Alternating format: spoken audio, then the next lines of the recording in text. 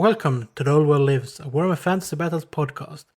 You can find us on Facebook at The Old World Lives, on Instagram at The Old World Lives, and you can reach us by email at theoldworldlives@gmail.com. And now, on to the episode. Hello and welcome to episode of The Old World Lives, a Warhammer Fantasy podcast. I'm Christopher, and it's because we haven't decided which number of episode this is, but when you listen to this, you'll know. With me tonight, I have Niklas. I am here. And with us from the other side of the world, we have our Dark Elf specialist, Rene. Oh, boys. Glad to be here. And because of that, this episode has a listener discretion warning, because we have an Australian on it. Oh, shit. Yeah. I Expect some swears. I think we might let loose some swears as well, being under the bad influence of a naughty colonist. A naughty colonial. Well, it's not my fault. It's just our vernacular. It's just how we roll. So, you guys have been talking about like, oh yeah, we should do a Dark Elf special, and Rene has been saying, oh yeah, you should come on for a Dark Elf special. And now we're finally doing it. And in that time, I have also picked up an interest in the evil pointy ears. Yeah, you got quite a lot of Corsairs and similar things coming your way. Yeah, from none other than yourself. Yeah. What was it? Corsairs and Dark Riders and Shades and all of those lovely models that are just sitting in my cabinet doing nothing. So it might come to a good home at last. Yeah, I've been kind of thinking of doing some sort of elf for a while, mainly because I have the Foretold Carmine Dragon I want to use. So I'm used to looking around for elves, and been looking at wood elves, but didn't really feel that much. High elves might be a fun army to do, but I never really got into their frame of mind. And I never really looked at dark elves too closely. Just feels like they're because I've been just so focused on the old world, and I just feel like they're so far away on Nagaroth, and I never really looked at that continent or any of their cities. I have no idea about their geography. And then I was given the Sun Ring book, so I read Malekith and the first short story about Helebron, and really piqued my interest. So yeah, I think I'm gonna start doing some Dark Elves. And then I looked at was that? Sorry, I was just gonna say, you're feeling some Haganeth? I don't know. Some Helebron action? Maybe. I mean, I was looking at the army book, and there are so many different themes you can build in 6th edition, and it just spurred me on even more, because like you can start an army and then you can just take it in so many different directions. Yeah, absolutely. Well, see, Haganeth is a brilliant. That's my particular elves are from Haganeth, and the city of Haganeth is fantastic. Like, it's always like, massive blood orgies, but also one of the main draw cards of Haganeth is Talaris Dreadbringer. That bad boy is that was an early drop of... and every astute listener and everyone who is in the know, Talaris wasn't really a thing in the 6th Ed book, which is great. It was a web release of those character, just a throwaway. But he's more than that, Nate. He's a veritable god. To be fair, so was Helebron. There are rules for her as well in 6th Ed. Yeah, just to get it out there. Decor, I think. Yeah. Was he in any of the earlier editions? Negative. No, 7th is where we first see him as a unit upgrade, and what he did in 7th was he made the Executioner unit cause fear, but then in 8th he really came into his own. Okay, so should we talk about the Dark Elves, their origins? I think it's really cool with Dark Elves that as a faction in the lore, that they are evil, but they have like a purpose to their evilness. Because that's a thing I have a problem with some factions that are just evil because they are evil. Like I have a bit of a hard time getting into chaos sometimes, because what are their motives to destroy things? Yeah. Why do you want to destroy things? Just because. Because our dark god says so. Bah. Yeah. Well, the Dark Elves have, I don't know how good the purpose of their evilness is, but at least they have a purpose, and it's based on ideas that a normal person could get behind. Like the Malekith was not given the throne, and and therefore they revolted. So it's more of a classic civil war thing between civilized factions than it is just them being evil. Absolutely, and not just that. Like when you look into the Dark Elf history, like the Dark Elves, the original pioneers of the Dark Elves, the guys that separated from Ulthuan and fucked off to Nagros, right? They were all the warriors. These guys were the guys with PTSD after fighting demons. These guys were the guys that all, laid down their lives, laid down, their blood, sweat, and tears under Malekith, under Malekith's father and Malekith himself at the time. They had a lot of respect for him. They had a lot of respect for the lineage, and they all felt owed. They felt that the High Elves owed them something. I mean, if you consider that the High Elves prior to the invasion of Chaos, like they were all that, laying back in robes, playing harps, and eating grapes. These are the guys that got there. They nutted up. They grabbed a spear and went and fucking charged an etheric being that was trying to fucking kill them. They're not the meek. The meek little fucking elves that they once were, and they felt hard done by. And so you've now got a few thousand years onwards, these veterans and the kids and the sons of veterans and the daughters of veterans that have grown up with this real hard done by kind of hatred for these hoity-toity high elves, that basically the ones that stayed in Ulthuan were the ones that weren't fighting, that weren't on the front line, and they've got the jewel. So, to me, like, why wouldn't they be pissed? Yeah. So let's get into the story of... I just have to put in one little thing here. A lot of those that fought and left later, as you mentioned, that were from Nagorith at that point, they also formed the colonies in the old world. Yeah. They were the mainstay of the forces that colonized the old world, beat back all of the beastmen and the trolls and the chaos worshippers, and probably a dwarfer too, because why not while you're at it? Yeah. Or the men, like, the barbarous men that were around the time. Yeah, those 8 people huddle around a fire. But there is the sword that Anarion pulled, the sword of Cain, the Widowmaker, did infect more than Anarion. It infected his entire army at the end. Yeah, exactly. They slowly changed into something both less and more than the other elves. Yeah. So let's do an overview of the book Malekith, which kind of describes the whole formation of the Dark Elves. So the elves are all living happily on Ulthuan after the old ones left, and then the demons came and just attacked Ulthuan all the time. And Nagorith, being the closest to where the demons were coming from, they had to do most of the fighting. And then Anarion pulled the Sword of Cain and doomed his bloodline and his kingdom pretty much to be forever bloodthirsty. For more on the war against the demons, see our High Elf special, because we discussed that in quite a bit more depth in that episode.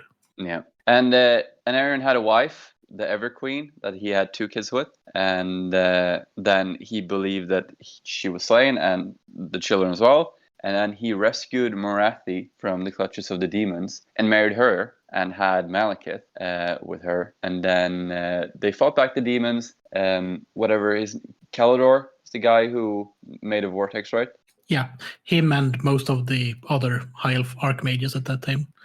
Yeah, so they created a vortex and just banished the demons, or most of them. And then after that, Anarion died, turning the Sword of Cain, without saying who should become the king after him. So he was the first Phoenix King, who was like the first king of all the elves, because before that they had their own little kingdoms. Yeah, but he was like a dictator in Rome. He was elected for a set amount of time or a campaign.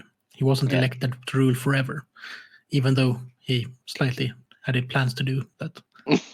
Yeah, and then they were like, well, now we need to elect a second Phoenix King. Why? I don't really know. And so Malekith kind of had plans to, or he thought that it was obvious that he should be the Phoenix King, because he's the son of the previous Phoenix King. And Morathi really thought that it was obvious that he should be the Phoenix King. But then it turned out that Anarion's other kids had not died, and his daughter became the new Ever Queen, and she said that Belshazzar should be king because he deserved it, and that they needed a king that could rule in peace and not in war, pretty much. To be fair, she didn't want Malekith to be king because he wanted to be king as well. Yeah. Isn't it funny though how like when we take into account the full gamut, like the full from like A to Z of Warhammer canon, that none other than the god Asurian, he wanted Malekith to be king, and if it wasn't for the machinations of the nasty little backstabbing high elves, Malekith would have been king back then. But that's a whole nother thing. That's what Malekith says.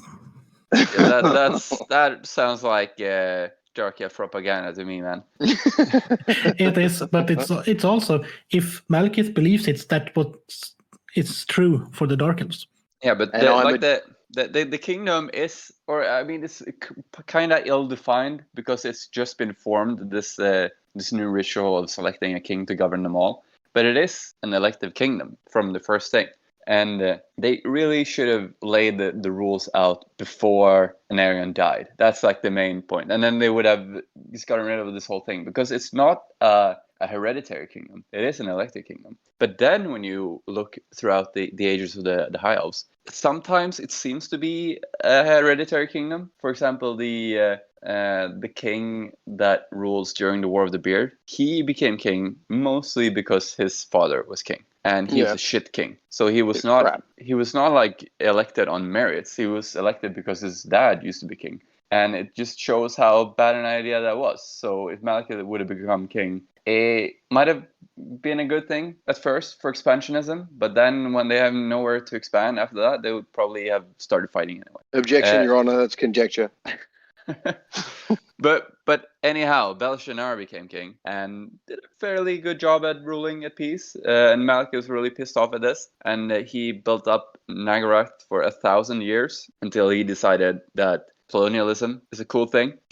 And then he went out to the old world, and he rescued a colony that was under attack and made them swear fealty to him instead of whoever was controlling that before him. And then he just went around and defeated army after army of greenskins and beastmen and whatever, and became friends with the king, Gortek Starbreaker. Is that the guy at the time, I think? I think that was him, but also the White Dwarf. Yes, yeah, he is the White Dwarf. And is his name Snorri or Gortek? No, yeah, Snorri.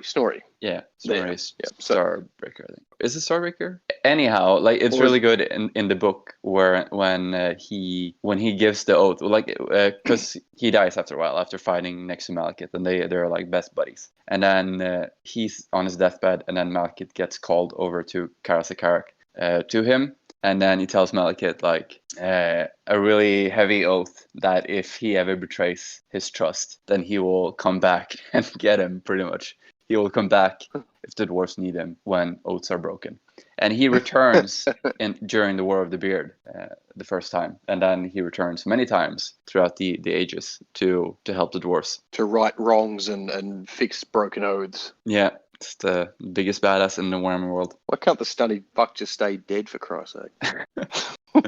So, yeah, after Malekith defeats all the enemies in the old world, pretty much, he goes into the north, somewhere, into a very crazy place that probably predates the old ones, into like a crazy city where geometry doesn't really make sense. And he just goes up, but it turns out that he actually went underground, and then he finds this old hall of just a mysterious race, and there he gets the crown, some kind of magical crown. It's really cool, but it feels like that crown doesn't play that big of a part of his story, or like in him on the battlefield, because it seems like this. Yeah, that crown forms part of his helmet after he's rebuilt.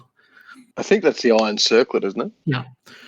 And it helps boosting his magical prowess to the level that he didn't really have before he started wearing that, even though he was quite a powerful mage.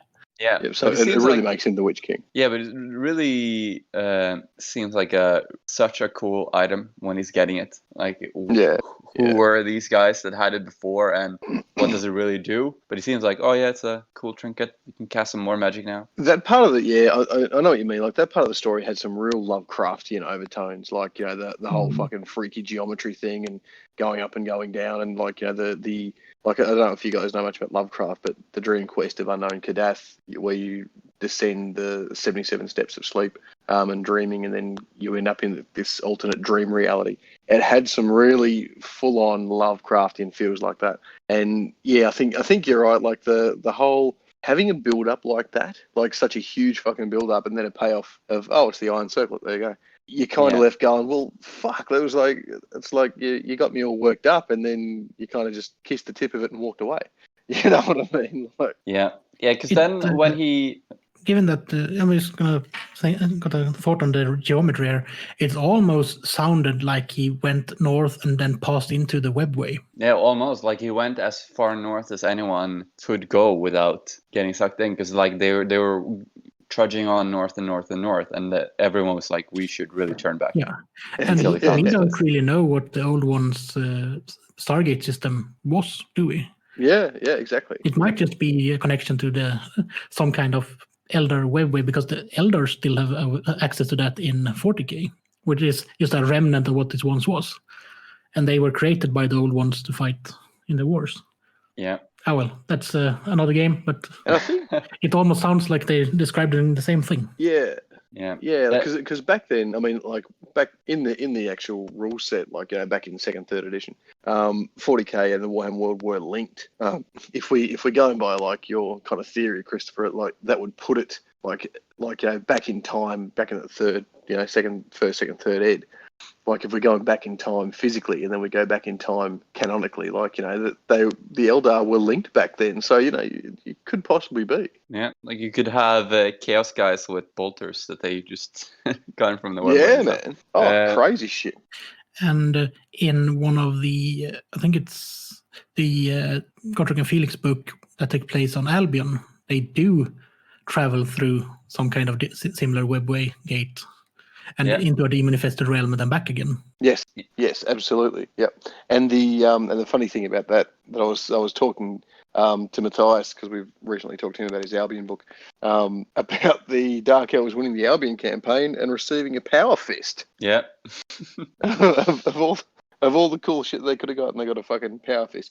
I get the Slaneshi sexual connotations of the Dark Elves having a power fist, but by the same token, like giving the army that was all about grace and speed and like cutting at vulnerable points and shit, a fucking power fist was a bit tongue in cheek, I thought. It almost feels like the list of which item you could win in that campaign was set before everything else. And then And they just built the campaign around it. Yeah, they got the Power Fist and the Auspex. The High Elves got the Lightning Claw, the Flamer, and the Power Armor. And the Dwarves got the Power Sword. Yeah, what the fuck was the deal with the Power Sword going on the Dwarves? That killed me. They could have at least made it a Frost Axe or something. Something more a Force Axe. Well, going back to Malekith, so after he went to this crazy geometry place and got the Iron Circlet tiara thing, he goes back to Ulthuan and finds out that his home province, Nagarite, is rife with cults, like hedonistic cults that have started worshipping the darker elf gods. So this is an interesting thing as well. Like they're worshipping their own gods, so they're not like chaos cultists or anything. And the elves have so many different gods. Which is, their pantheon is really interesting, that they're a bit linked with the gods that men worship. But you don't really get a sense of like how powerful are these gods, and some of them seem to have more an effect of the world than others. Cain, for example, like you can notice his influence a lot with the actual sword of Cain, and then how he influenced Anarion and gave him powers, while other gods who seem like, oh, we're sacrificing to this god, and does it really give an effect? Well, I don't know. Yeah. But it's funny you mentioned that, like the human gods and shit. The humans, because the elves predate the humans, their pantheon is actually still worshipped by some human societies. It's not unheard of. Like, and this is some canon from the Warhammer RP. It's not uncommon for humans to worship elven gods as kind of like the precursor gods before even Ulrich and Sigmar. But as you said, like there are gods out there that you're going, okay, well, she's the god of death, so what the fuck does she do? Like, I mean, there's gods like Hecate and Cain and that kind of shit, and Kurnos. But then there's other kind of obscure ones that you're going, well, what the fuck do you do? But the other thing that I find really interesting, especially with all, like, and this is across all Warhammer lore, is that certain times Cain is just an aspect of Khorne, Yeah. and I think as we were talking about some of those older sculpts, they have Khornate iconography on them. Yeah, like the and witch it elf kinda, on the front of the 5th codex or 4th edition codex just has a corn symbol yeah, straight up on her face. yeah, exactly, and so it kind of makes you go, okay, well, maybe there is something to Cain simply being Khorne. But by the same token, then in later canon, and this is the canon that we don't like to talk about on the show, but in later canon, in the end times, it turns out that all the old gods, all the old pantheonic gods, were, including Ulfric, I'll reckon that, were all heroes of a past Warhammer world where chaos destroyed, and then they fled to this new Warhammer world to start again, which in effect is what happens at the end times when all the great heroes kind of escape the destruction and see yet another world. So it's the gods as far as canon goes in Warhammer, I've always found to be a very murky, very deep and layered kind of storyline. Yeah, but the cults that spring up in Nagaroth just worship these darker elf gods, and you just kind of see what happens, see what kind of powers they can get from that. And also because they're a bit bored in Ultron, because everything is going so well and they don't really have anything to do. So might as well just start off going to a rave, and then you end up sacrificing some virgins to obscure underground god. So fucking hookers and blow, nice. Yeah. That's my kind. Yeah, man. That's my kind of thing. I would happily live in Nagaroth. Yeah, man. Yeah. So Especially, and then it turns out that it's go ahead. No, I was just gonna say, especially under Marathi. Yeah. So Marathi is the one turns out to be behind this, and Malekith comes back and he's like, "Oh shit, my province is they're having these constant raves. You got to stop this." So he takes his army and attacks this fortress, and then it turns out that Marathi is in this fortress. And this is the thing also with the Iron Circlet that just is so anticlimactic, that he's like, "Oh, but now I have this awesome magical powers," and then he tries to win over Marathi, and she just bats him aside instantly with her magic. So I mean, it's not that powerful, or maybe he just hasn't learned how to use it yet. But and there's like nothing else that he does with the Iron Circle in the book, so that felt a bit like, well, what does it really do? Yeah, no, I feel you. But anyway, she beats him, and then they retreat, and then they go back and attack the main city, and she's there again, and then Malekith is about to kill her, and then she's like, "No, wait, I can turn the cults to your side, and you can become king." He's like, "Well, yeah, I kind of want to become king, but I think I can do it without you." And then she's like, No. But like, really, we can work together. And then he's like, okay. And then instead of killing her, that he promised Belshazzar that he would do, he brings her to his court. And Belshazzar's like, well, I told you to kill her. And he's like, oh, well, should you really be that bloodthirsty? Shouldn't you show some compassion? And then because like everyone else is standing around, he can't really say like, no, off with her head. So he agrees to imprison her in his castle. But then he lets Malekith like visit her all the time, and from that point, it seems pretty obvious that like they're plotting together, because they're just like colluding, having like cartman walks in the garden, just plotting shit with no one else listening to them. And then, like at the end of the book, it seems like they're really kind of rushing forward to like, well, how did it really happen? Like, how did they really break off? And then, like, Malekith, who's never been into cults, never been into religion, seems to just embrace it pretty fast. And then his plan is basically to make the cult spring up again in Nagaroth and then in other parts of the realm. And basically, like, if you're like a bunch of guys that have like a union or something, and then they have a chairman, and you want to become chairman. And then he basically sets his house on fire. And then he goes to the other guys and say, like, well, my house is on fire. You need to give me all of your shit so I can put the fires out. And that's like his grand plan of making them elect him. Like, show, like, look at how fucked up my place is. I need you to elect me as king so I can fix it. Well, you fucked up your place several times, and now you expect us to just give us all of our shit, give you all of our shit so you can fix it. So he convinces Belshazzar to have a meeting with all the princes so that they can decide like a plan of action where he will convince them to give him all of the army so he can go to Nagaroth. And I don't really know what the plan was to do then, just get all the armies and then get him elected king. But Belshazzar eventually tells him that he will not give command of the armies to him. He will give it to Imric, which is not that big of a surprise. Like, why should he give all the armies to Malekith? Because he does seem a bit shady. And he's like taken aback by this, really surprised, because he just expects everything to fall into place according to his plan, even though it's not that clever. And then he goes to Marathi, like, Mom, he's not going to give the armies to me. What am I supposed to do? And she's like, well, why don't you just kill him? And he's like, oh, didn't think of that. And then he just gets like one of the servants who's loyal to Marathi to give him like a goblet of wine, half filled with poison. And it's really funny, the scene when he's about to enter the courtroom. And like the servant is giving him a platter of like cheese and wine or whatever. And then Malekith just holds the tray, and then like his hands are shaking so much that it almost spills everything. And the servant just takes it back instantly. Like, fuck are you doing? And then he's like, shake it off. And he just takes the platter again. He just enters Belshazzar's room. And Belshazzar's like, Malekith, what are you doing here? And he's like, oh, hey, Belshazzar. Like, I was really rude before, and I kind of shouted you, but I wanted to make friends with you again, so yeah, I totally get you want to have him because you're general. Here, have some wine. He's like, well, yeah, I'm glad you could see it that way, Malekith.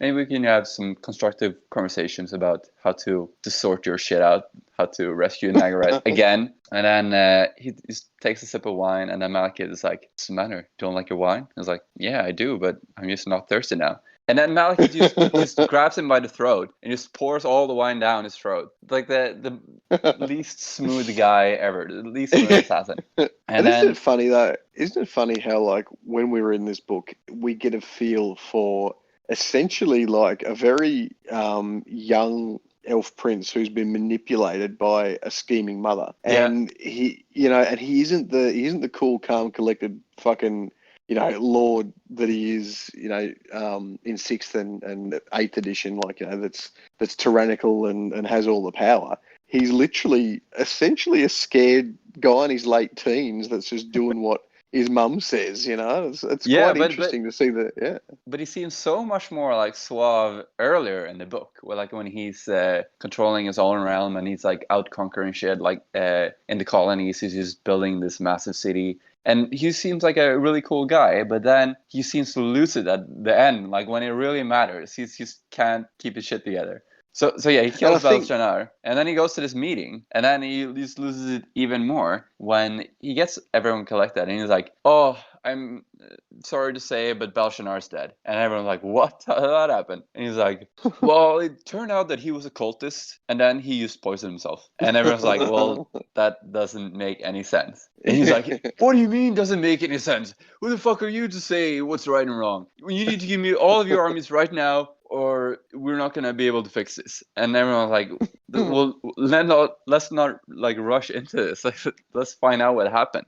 And also, Malekith, did you bring a sword in here? And Malekith's like standing with his arms up in the air. He just looks down at his sword really comically, and then he like draws his sword and calls all of his guards in to like attack all of these guys. So his like first plan was to make them elect him king, and then when he didn't do it in like the first 3 minutes of conversation, he just starts attacking everyone. And then he just walks into the flames of Assyrian, where I don't know how he expects the flames to accept him, because like he needs to be pure of heart and have good intentions.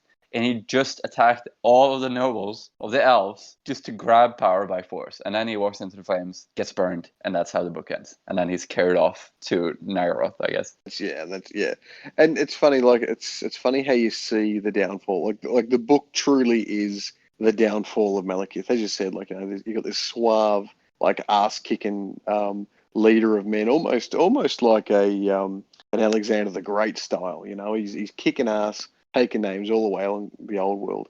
and then he comes back and he's beholden to his mother and her machinations. And I think, as you said, as you described him, like shaking and almost like dropping shit off the tray, he knows what he's doing is wrong. He knows that this shit is not on. Yet, that young, impulsive, impetuous elf that he is, I mean, all elves like playing the power game. All elves play politics, and he's no exception. But I think he himself knew that this shit was wrong, but his mother had manipulated him, and I guess he was in too deep, to get out now. And then, for a guy who's all about tactics, all about battlefield, all about diplomacy, to be in uncharted waters and have no idea how to get out, he just kind of falls back on desperation. And I think that it shows that in the book. Yeah, I was thinking like the first part of the book was so much more involved than the latter part. It just feels like they were rushing the important bit along too much. I think like how he got pulled into this, because like when he accepted Morathi's offer to lead the Colts, that seemed like such a snap decision. When that's when he got in too deep, when he couldn't go back later, really. Yeah. But I mean, after he accepted that, like there's no turning back. Like, I kind of agree with my mom to crash Ultron into Civil War, but like I didn't really mean it, guys. Yeah, that's it. I guess maybe like it could have been real world issues like printing times and the editors and shit wanting shit to move along. Like we wouldn't know. I know that Black Library tends to have some pretty strict timings when they sign authors. They have to work to some pretty hardcore deadlines. So it may have been that, it may have been that the author had all this time to begin with and then found, they wanted it then and now, and so they had to, shortchange it a bit. But at the end of the day, I think regardless of the fact that it starts strong and finishes a tad weak, it does get the story across of the downfall of Malekith and how the schism happened. Yeah.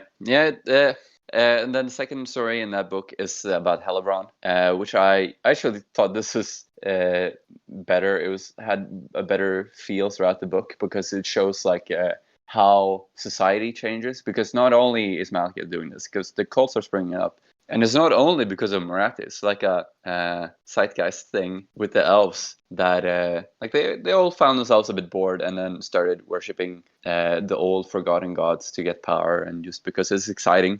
And it follows the worship of like the resurgent worship of Cain in the colonies, and it really shows like how the elves evolve and you sink deeper and like not really seeing how far they've gotten until they're in the really deep end. And that was a great story. Yeah, it mirrors that the 40k variant where we've kind of reached the zenith, the pinnacle of our society, and now we find ourselves with a shit ton of time on our hands. So let's just enjoy ourselves and be debaucherous.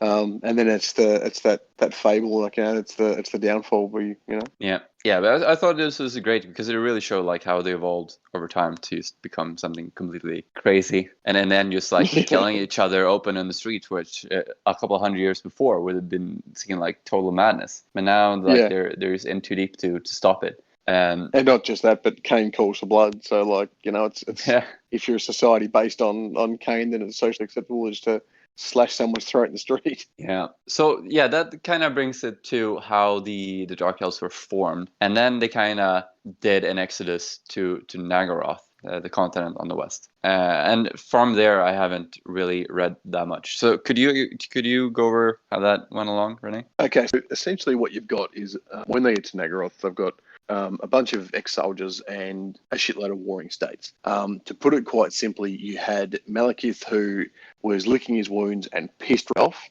You had his mother Morathi, and as you said before, you had the Cainite cultists and shit like that. Being that they're all Dark Elves, they're all bitter, they're all twisted, everyone wanted power.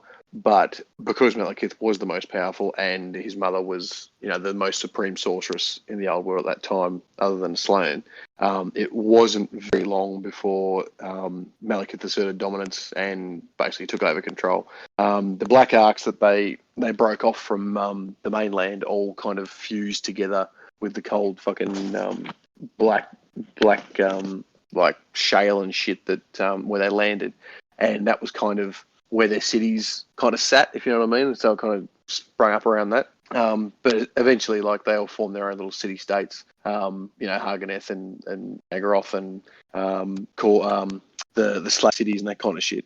But yeah, so it wasn't too long after they landed that Malekith took power and started plotting, because at the end of the day, he was ruthless, and if you disagree with him, he'd kill you. And not just he'd kill you and you disappear. It's he would kill you in the most bloody and terrible way, humanly possible. Set an example. Or elvenly possible. So yeah, so it was. I mean, there's not, like, the book kind of takes you up to where the army books start, and the army books go into Malekith being a bloodthirsty tyrant, and pretty much eternal too. Like, we're talking about a guy who's the son of an elf that was alive during the reign of the old ones. Yeah. So yeah, it's crazy. Yeah, when you think about it like that, when you consider the age of the world, and you think about Lord Croak, who was there with the old ones doing his thing, and he's dead. He's a mummy. And you think, okay, so one removed from him is Lord Mazamundi, and he's this ancient fucking frog at second spawning, rah rah rah rah rah. Well, Lord Mazamundi is essentially fucking Malekith. Like, Lord Croak was crewing around with the old ones, and Malekith's father was crewing around at the same time as the old ones. And we've got this whole kind of idea of exactly how old Marathi and Malekith really are. Marathi, you don't even really know when she's born, because she. Yeah, exactly. Yeah, because she's the wife of an Aryan, which is just crazy to think about. Because they're like they're definitely the oldest humanoid creatures alive. I mean, the dragons and Shaggoths were around with the old ones as well, but you can't really communicate with them. But here's like walking, talking people, basically, that just remember all of this shit, which is just crazy. Yeah, that lived with the old ones. It's funny, in the 4th and 5th edition, it actually talks about elves being the oldest race on the Warhammer world, which is quite funny. The Slan was obviously bought with the old ones to the Warhammer world, but and it gets into the old ones kind of experimenting on the denizens of the Warhammer world and making the elves and that kind of shit. But yeah, and they've kind of kept that canon, like with the age of Hellebrand, the age of Malekith. But yeah, so essentially, he gets there. They make landfall, and he just takes power because he is that powerful. He's been burnt in the fires of Assurin, but the fact is, he's with the Iron Circlet and his mum at his side. He's just the most potent spellcaster and fantastical fucking amazing warlord, ever to walk the face of the earth. So no one's fucking with him. He holds power very, very easily. Yeah, and then they kind of evolve into like a raiding people, because there is a sea between them and what they want. They want to take Ulthuan back. So you just kind of invade it, launch some invasions, and then the High Elves actually invade Nagaroth a couple of times and just take some land, just drive them back, and then you kind of goes back and forth. And then when the Nagarothi are too weak to actually attack Ulthuan, they just kind of raid the coast of the old world to bring slaves, which becomes a big part of their culture. Yeah, well, that's a really interesting bit of an aside. So, because the Dark Elves are all the veterans of the wars against chaos, and they're all the soldiery of the High Elves, essentially, they feel they're too good for manual labor. Like, they will not do manual labor, and so all those kind of growing crops and building cities and that kind of shit, all of that is driven by slave labor. There is not one Dark Elf that will get there and swing a hammer. Not one Dark Elf that will get there and plant, an ear of corn. So the whole raiding thing for them is essentially work. Like that is their day job. Their day job is to take slaves to power their civilization. Yeah. And funny little aside, High Elves, they also feel like they're too good for work too, and they practice slavery, but they never get any shit for that. Yeah, I mean, it's funny that like you would consider the Dark Elves the evil ones and the High Elves the good ones. But I mean, the High Elves, if you really look into it, like, they're not good guys at all. Like, first of all, to their own people, they're pretty shit. Like, they have a very harsh feudal system. And the nobles used to treat the peasants like a human lord would treat a human peasant. Like, you're just shit. You don't know anything. You should obey me because I'm the noble.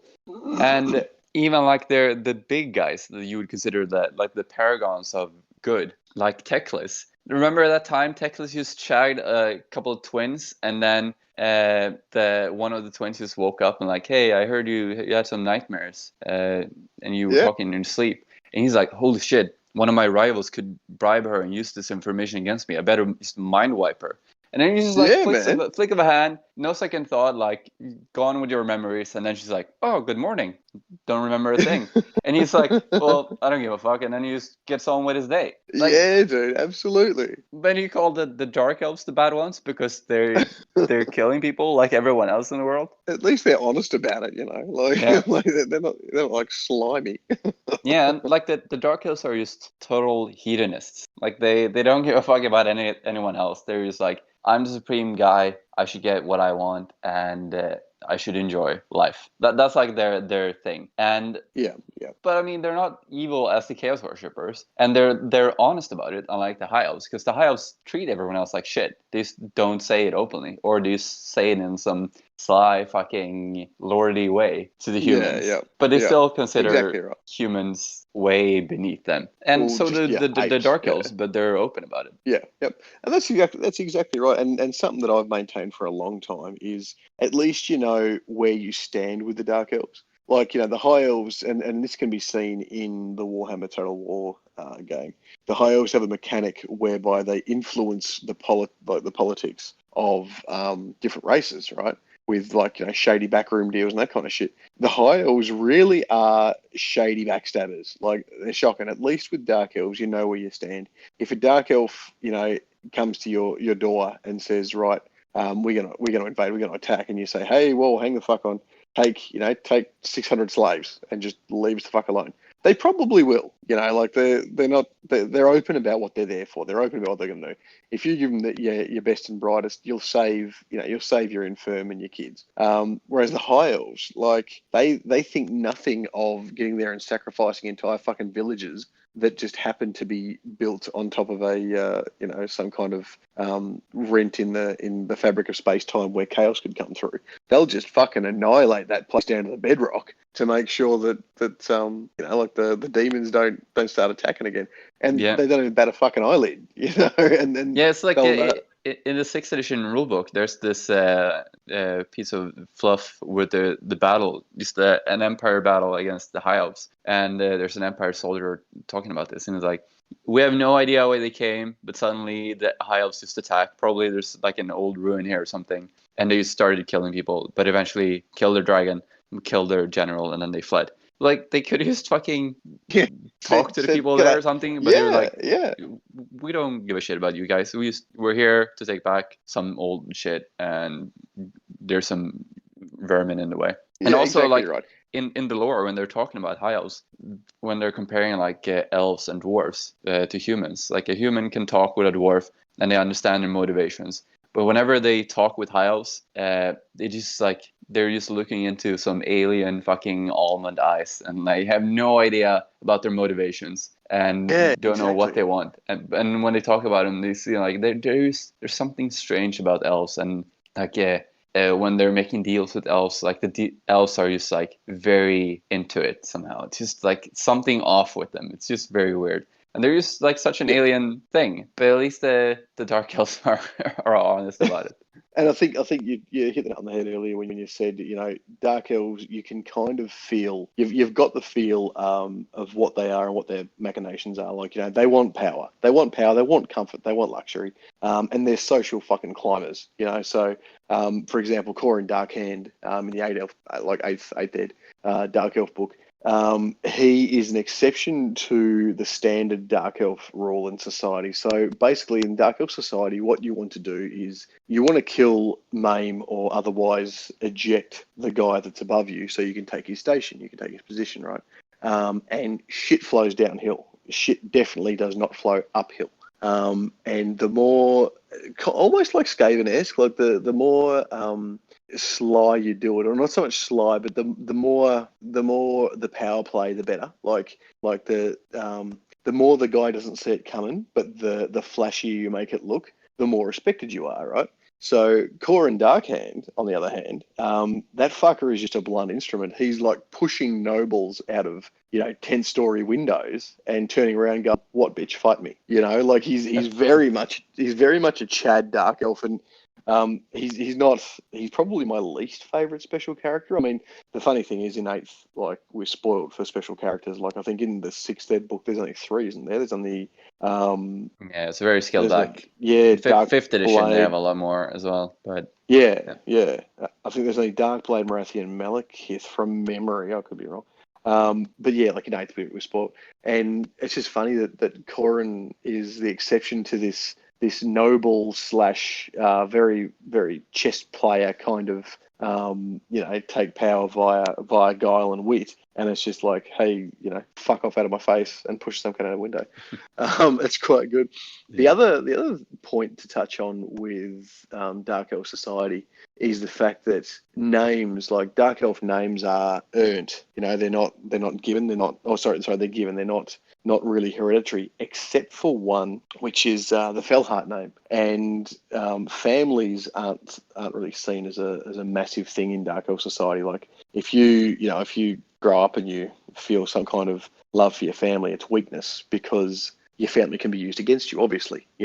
If you love your kids and you look after them and shit, A, they're not going to survive when they grow up, and B, they can be used against you. Yeah. Just want to say that with high elves, with the whole hierarchy thing, like, they are equally backstabby. Like, when I was reading the Malekith book, I'm just like, these are just highly sophisticated Skaven. Like, they're just plotting against each other all the time, trying to get power for no real reason. I mean, yeah, they might be the top dog for a while, but then someone else would try and plot against them. Not so much killing each other, but just like humiliating each other at court, just making a big scene to show that someone else is weak compared to them. Yeah. And then they will take power. Yeah. I mean, the high elves are the same, just a different method of doing this thing. And just not as bloodthirsty.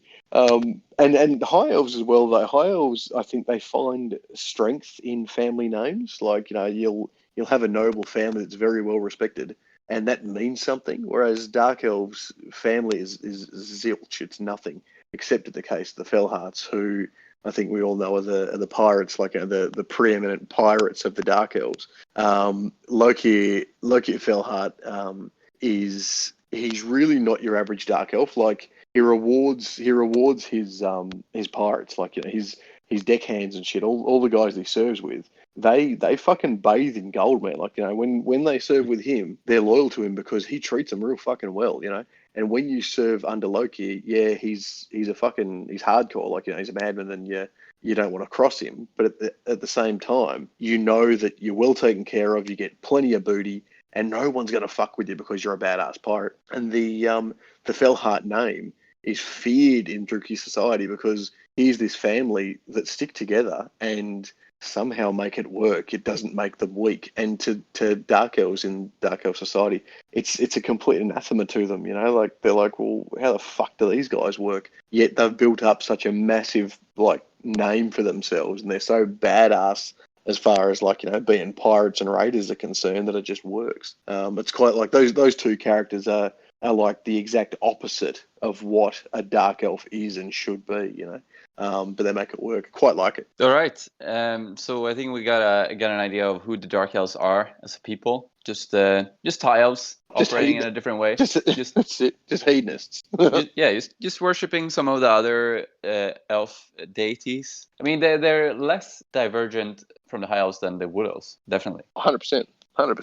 I mean, basically, like, if we're looking at comparing, the different elf factions, Dark Elves really are just black and purple high elves when you get down to brass tacks. And they worship and they do some pretty dark shit. Whereas Wood Elves are fucking beatnik hippies that are completely fucking different. Yeah, and just comparing, like, dwarves and chaos dwarves, like, the chaos dwarves worship a different pantheon, like totally different gods, and got screwed over by that.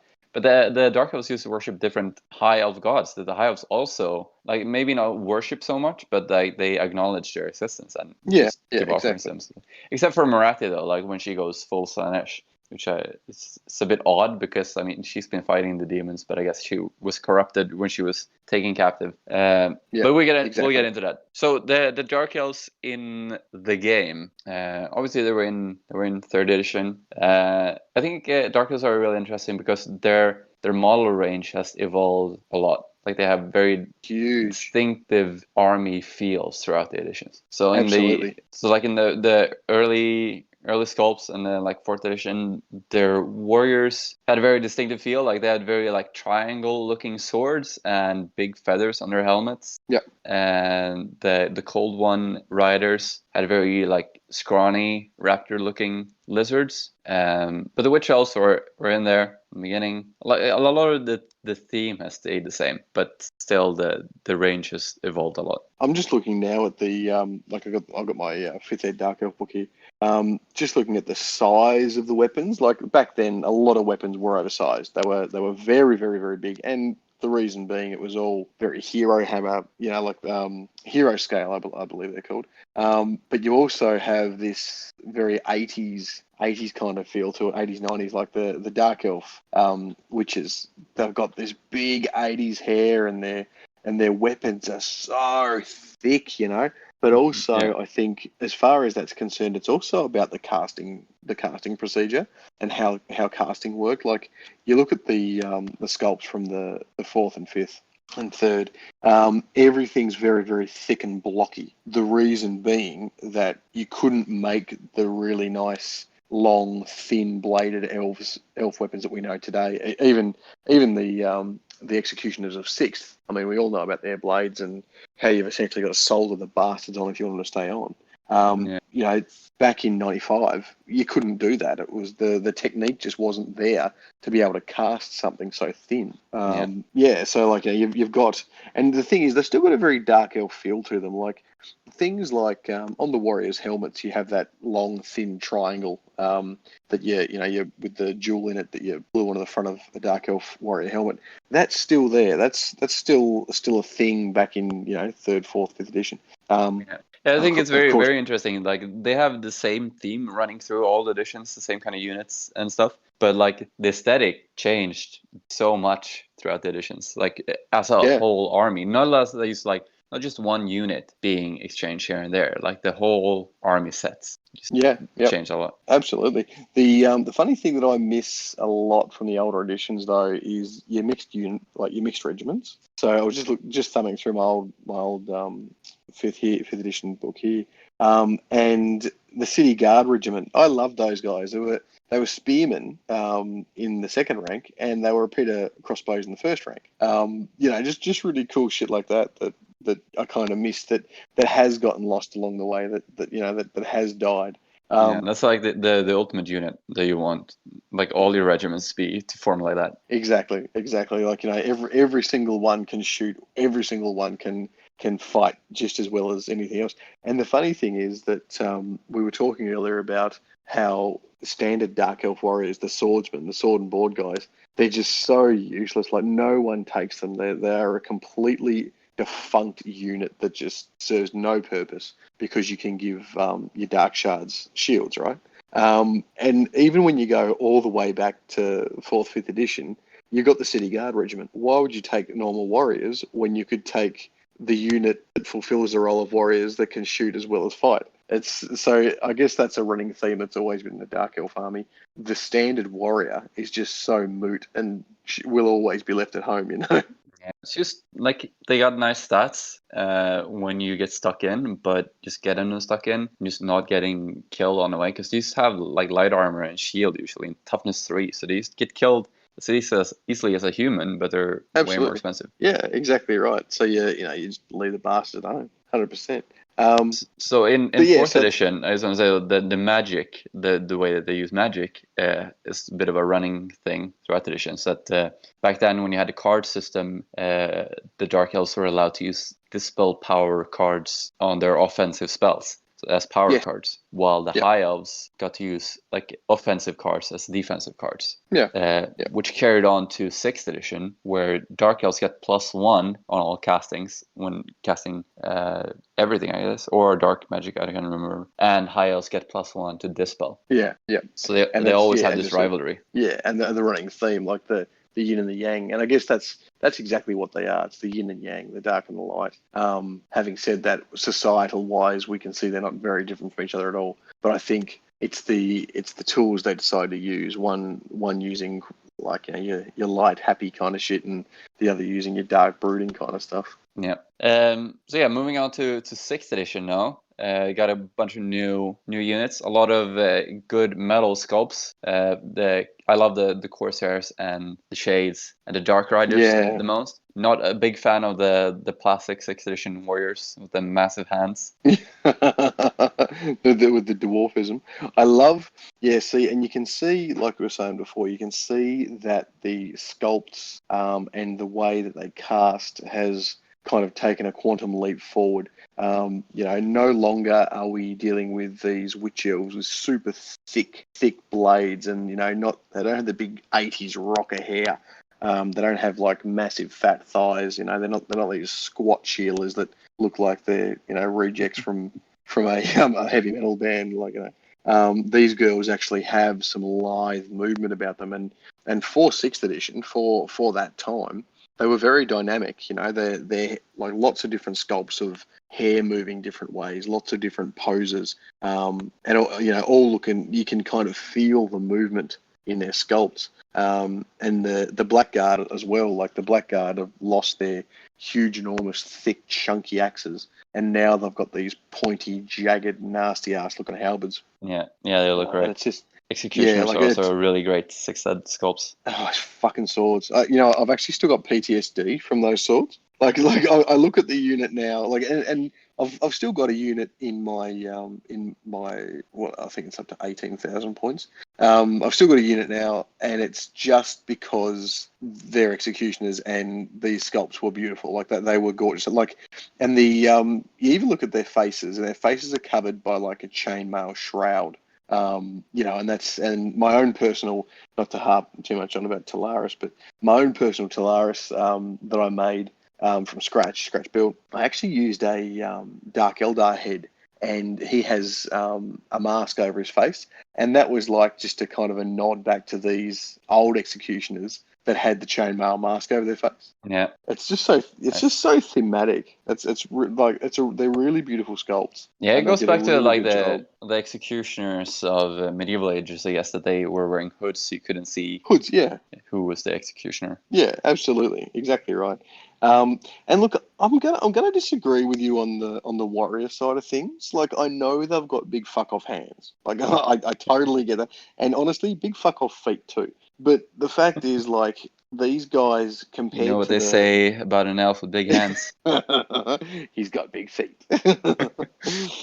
These guys, when you compare them to the elves that you had prior to this, the monopose, you'd go and buy a box of 10, and it'd all be the same fucking elf, standing exactly the same way.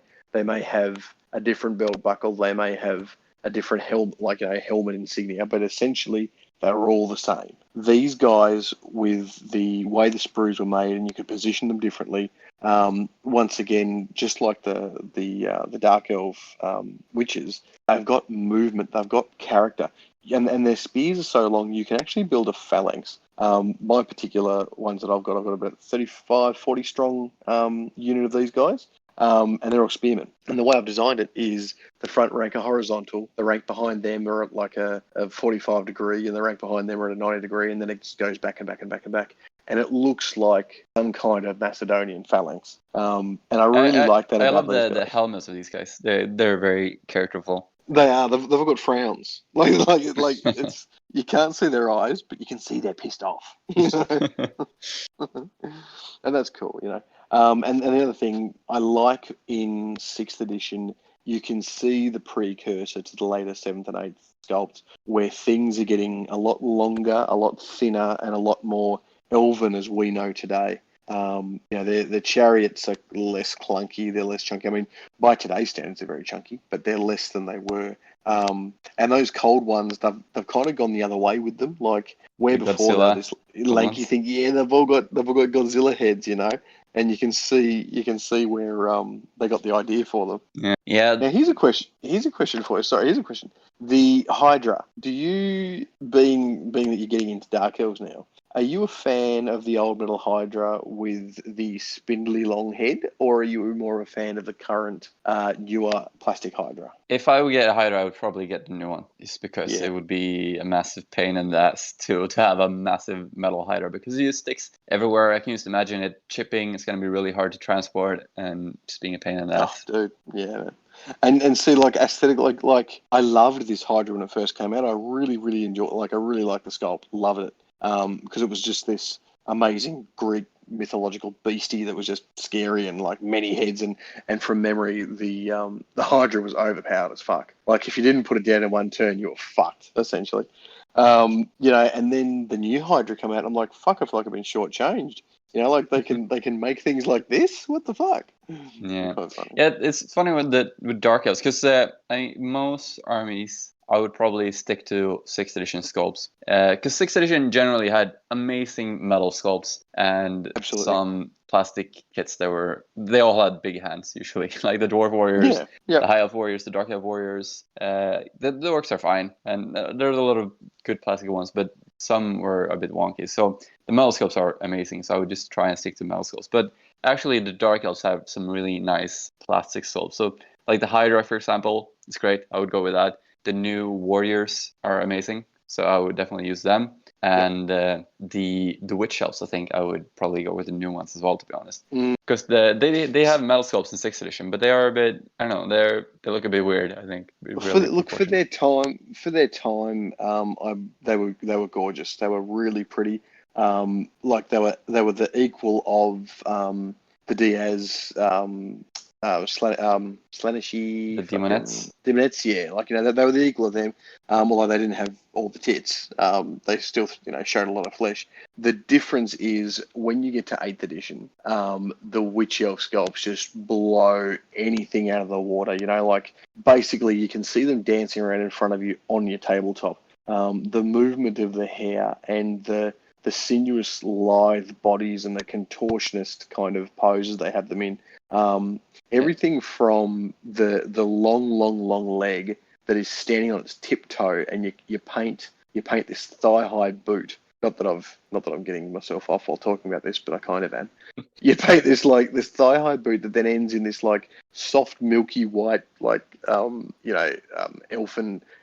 thigh, and then she's got a G-string on. You just like painting this little elf butt. Like it's just the 8th ed sculpts are just next level. The only criticism I have of that kit is that like they're all kind of standing on their tippy toes. I would have liked some different leg poses, like some hunched down or something, because it looks like they're all middle leap kind of. Which a few at the front will look good, but like all of the chicks behind are also like mid leap. So I think they would look good mixed in with some of the new Underworlds models as well, because they have some Witch Elves. Yes. So they will look great mixed in. I totally get you. The same thing goes with the Dark Riders. Individually, they look cool. I mean, the horses are a bit buck-toothed, but the riders look cool. But the problem is that they all have the same kind of flowing pose. So it looks great individually, but it looks a bit weird when you put them all next to each other, I think. See, when I first kind of saw them, I got that feeling. Do you remember the scene where Frodo and Liv Tyler, what's her name? Arwen, yeah, are getting pursued by the Nazgul through the forest. Yeah. That's exactly the kind of feeling that the new sculpts evoke. Like these dark-clad riders that are just, going hell for leather, and the wind's blowing their cloaks and shit like that. I'm going to be honest. I love my Dark Rider unit. Like they're supposed to be light, light cav, and they look like light cav. When you look at the old Dark Riders, they got these big old chunky horses, and I do like them. Like I love them, and I've even got a unit in my army. But when it comes to Dark Elf theme and feel, they just feel too clunky for me. You know, the new ones, they feel Dark Elf. Yeah, I think if they would have some difference in the poses, I think it would have been Yeah, really that great. would hit your button. That'd hit your button.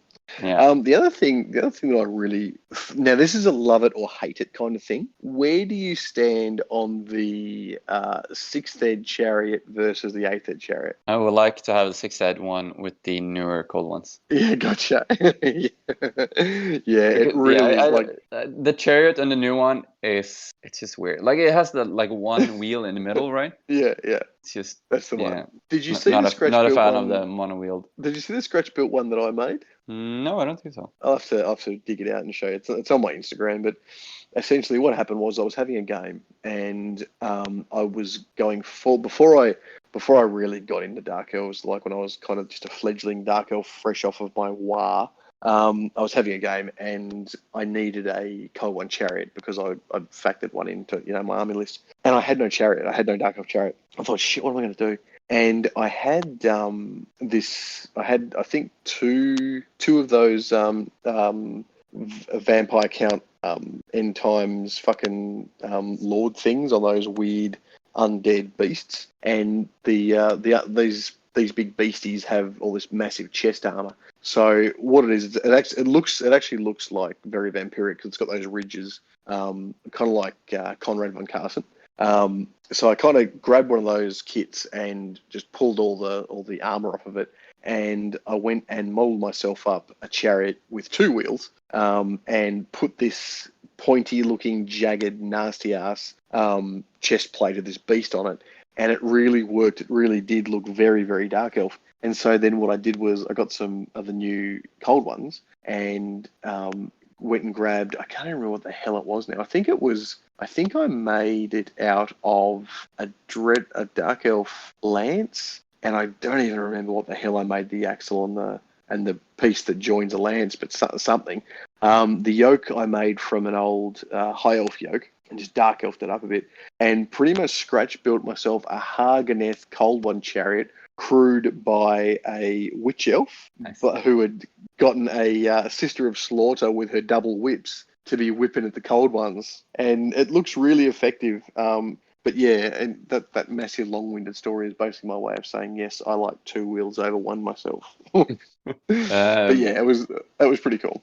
So other new models, they got a new cauldron, which I hear is a bit of an odd include cauldron and a big block of witch elves. Apparently really good in 8th edition. Oh yeah, baby. Oh yeah. It's that's where it's at, and harkening back to what we were talking about when we were saying that there's, you build a theming list, but you can't build a theming list. You basically build it around what works and then try and make it look themey after that. If you're leaving home with no cauldron and no witch elves, you're doing something very fucking wrong.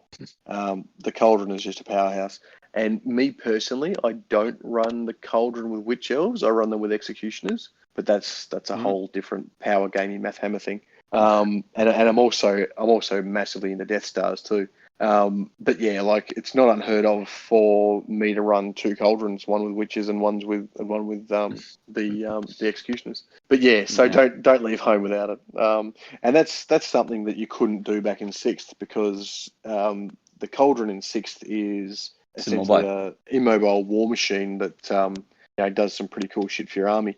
But in 8th edition, the cauldron is now fully mobile. It's a chariot, and it can be placed inside a massive unit of infantry.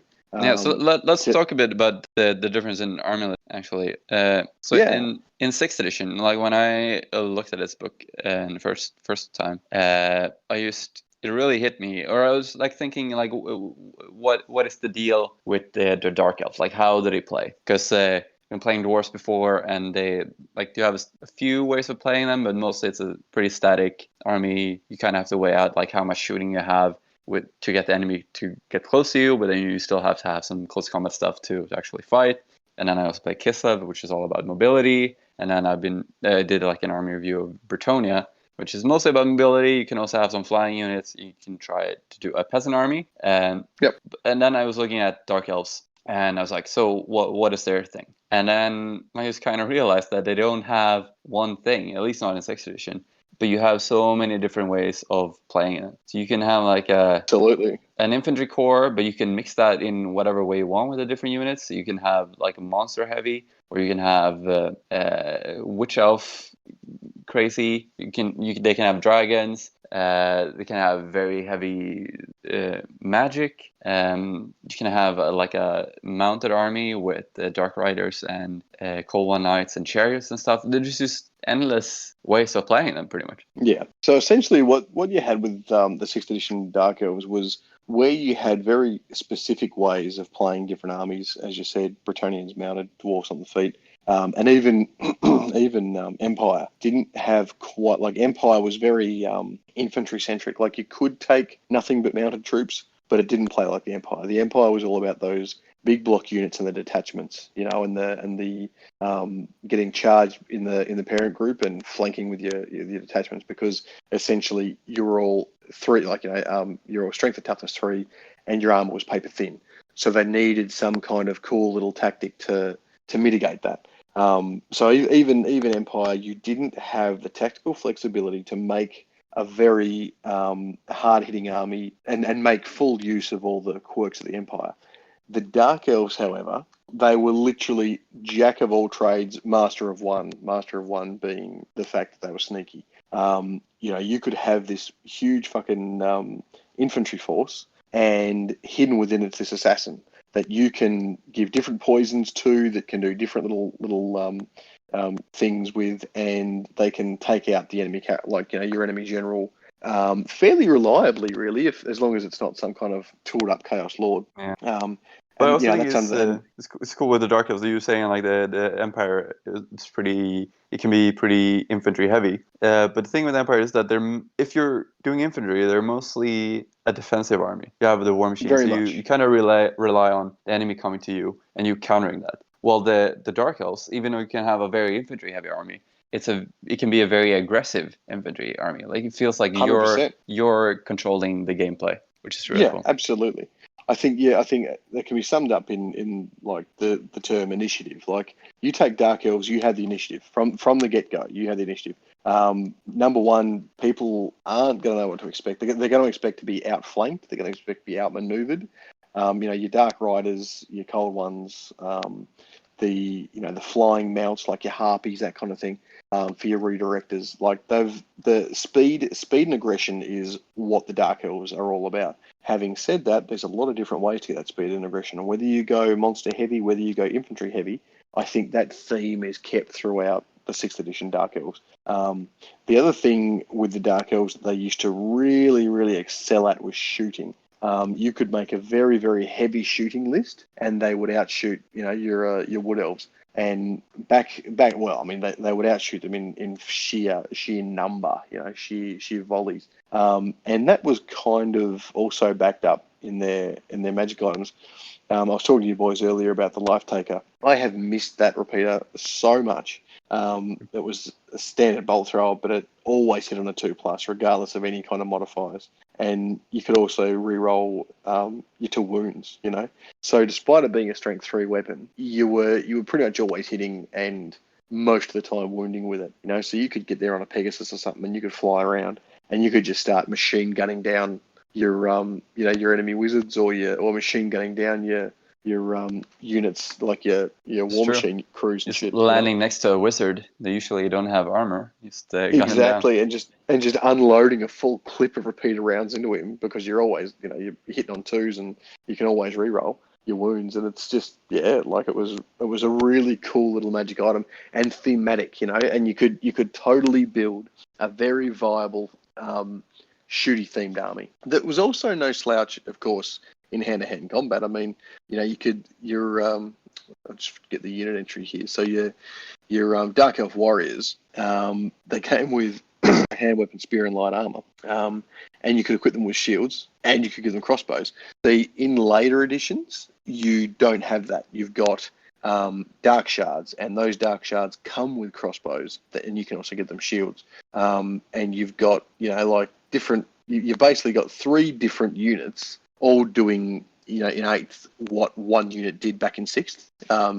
So, so your Dark Elf warriors, you would tailor them to whatever you wanted, so to speak. Oh yeah, because then you have the dread spears and the warriors that Yeah, have bleak swords and the bleak then, swords. Yeah. So Um, whereas in 8th, it's all just warriors. And then you can, if you want, you can make an entire army out of warriors armed with crossbows. So let's just go through the unit selections quickly in 6th edition. So you have the Highborn, which is the classic general, and he can be mounted on a dragon, and a Manicore, a Dark Pegasus, or a horse, or just walk around on foot. And you have the High Sorceress. Chariot. Oh yeah, Colin Chariot, of course. High Sorceress, the classic level 3/level 4 mage, and they gain access to death, shadow, or dark magic. Heroes, you have Noble, which is a classic hero. Can be on a Dark Steed, Cold One, or Dark Pegasus, or on a chariot. You have the Sorceress, same Lords of Magic, but level 1 or 2. You have the Beastmaster, which is a very interesting hero choice, because he can be mounted on a Manticore, which is very interesting in 6th edition, because usually you have to have a Lord character to be mounted on like a flying monster, but he's a hero, so you can take him under 2,000 points, and he can be on a Manticore. He's not really good by himself. It's just a pretty low level hero choice, but you really just take him for the Manicore just to be able to fly around and cause terror. Exactly. It's the design for him was to surprise people, like with something out of left field in smaller games. So you take him as your general in smaller games. All of a sudden, boom! There's this fucking war beast on the table. And you're going, shit, where the hell did that come from? I wasn't expecting to, face something with stats of 5 and that could fly. What the hell? Yeah. And then the final hero choice is the assassin, the ace up the sleeve of any unit. Yeah, exactly. And I think the assassin itself, you could turn aside, or you could fuck with your opponent enough that it really destroyed their game plan, because you just take along an assassin and you have him sitting on the side of the table, and all of a sudden you watch your opponent go, shit, where is he? Yeah.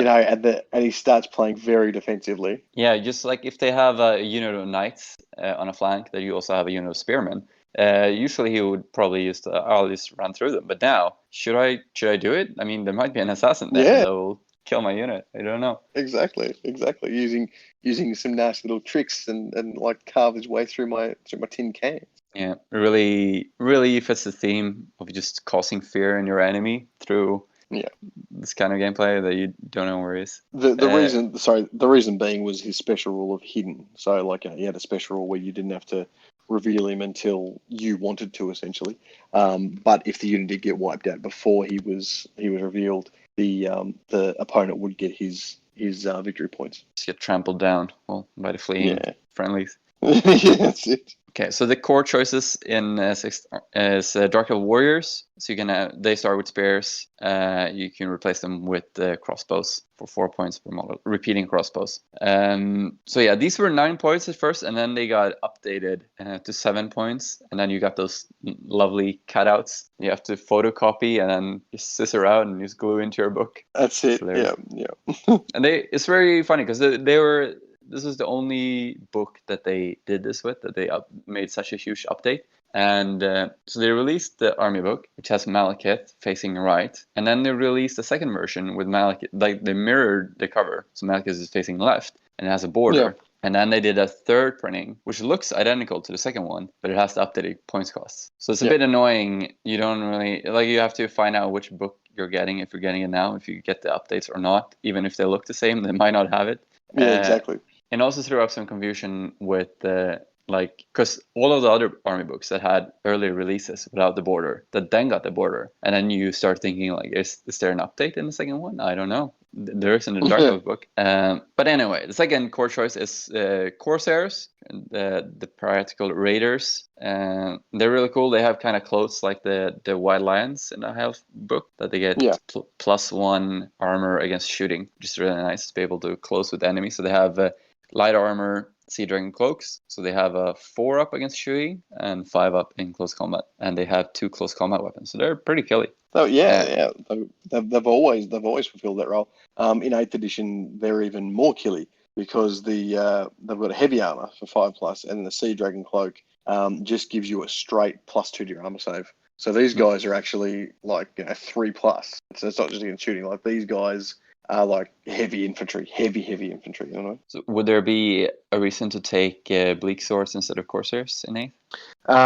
Only for your parry save, but then you wouldn't even bother with that because you would just take dark shards and give them some shields, so they did the same thing. Yeah. Do you take corsairs in 8th? Oh hell yeah! Corsairs are my boys. I mean Corsairs, like generally I'll take Corsair block units. If I'm taking I would rather Corsair units over spear units, put it that way, because your threat factor lasts for longer. So essentially, when you look at spear units and two-hand weapon units, they've both got the same threat factor up until you start losing your second last rank. So your first rank of 5 or 10 if you're playing 8th. When you start losing from the rank behind that, that's when the threat factor goes down with spears. But if you've got two-hand weapons, you will continue to put out the same amount of attacks, even down to that first front rank, if you know what I mean, because they're still doing 2 attacks. But honestly, like Corsairs are my go-to unit. And I think I said they had heavy armor. They've got light armor, so they're a 4+ armor save, which puts them in line with some of your dwarven infantry and shit. So for an elf, very, very well armored. Yeah, they're 10 points, and 6th edition compared to warriors with spear and shield would be 8, so they're a bit more expensive. But I think they would be a good smaller sized unit, just like a unit of 10 to walk around and just kind of keep the enemy in check. And as they have 2 hand weapons, they put out a lot of attacks, because in 6th edition you don't get that many attacks in the first place. So being able to put out like 11 attacks is pretty badass. I think I remember in 6th edition, it was all about, for me at least, it was all about the block unit of spearmen at 20, and then flanking with a unit of these guys, as you said, a unit of 10. I may have even taken them with no musician banner and standard, I think, from memory, just to cut down on points. So almost like a detachment unit for the Empire.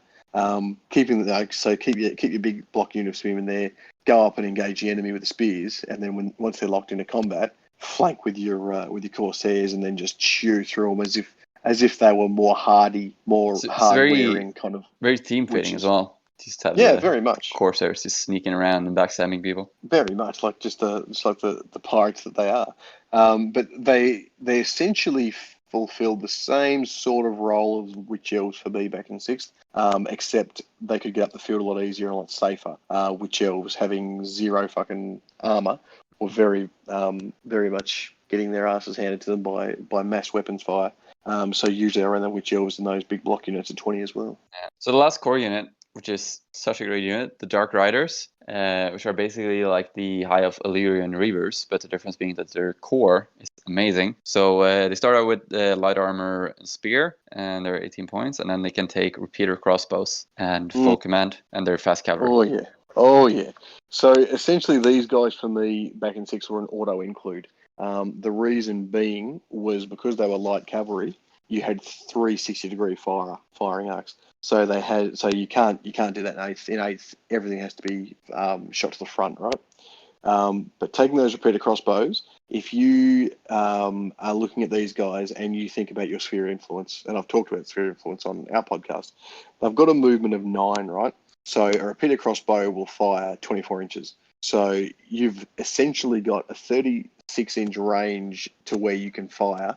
I mean, fair enough, you do get your minuses to move and shoot, and you do get your minuses to over half range. But you can threaten something that is 33 inches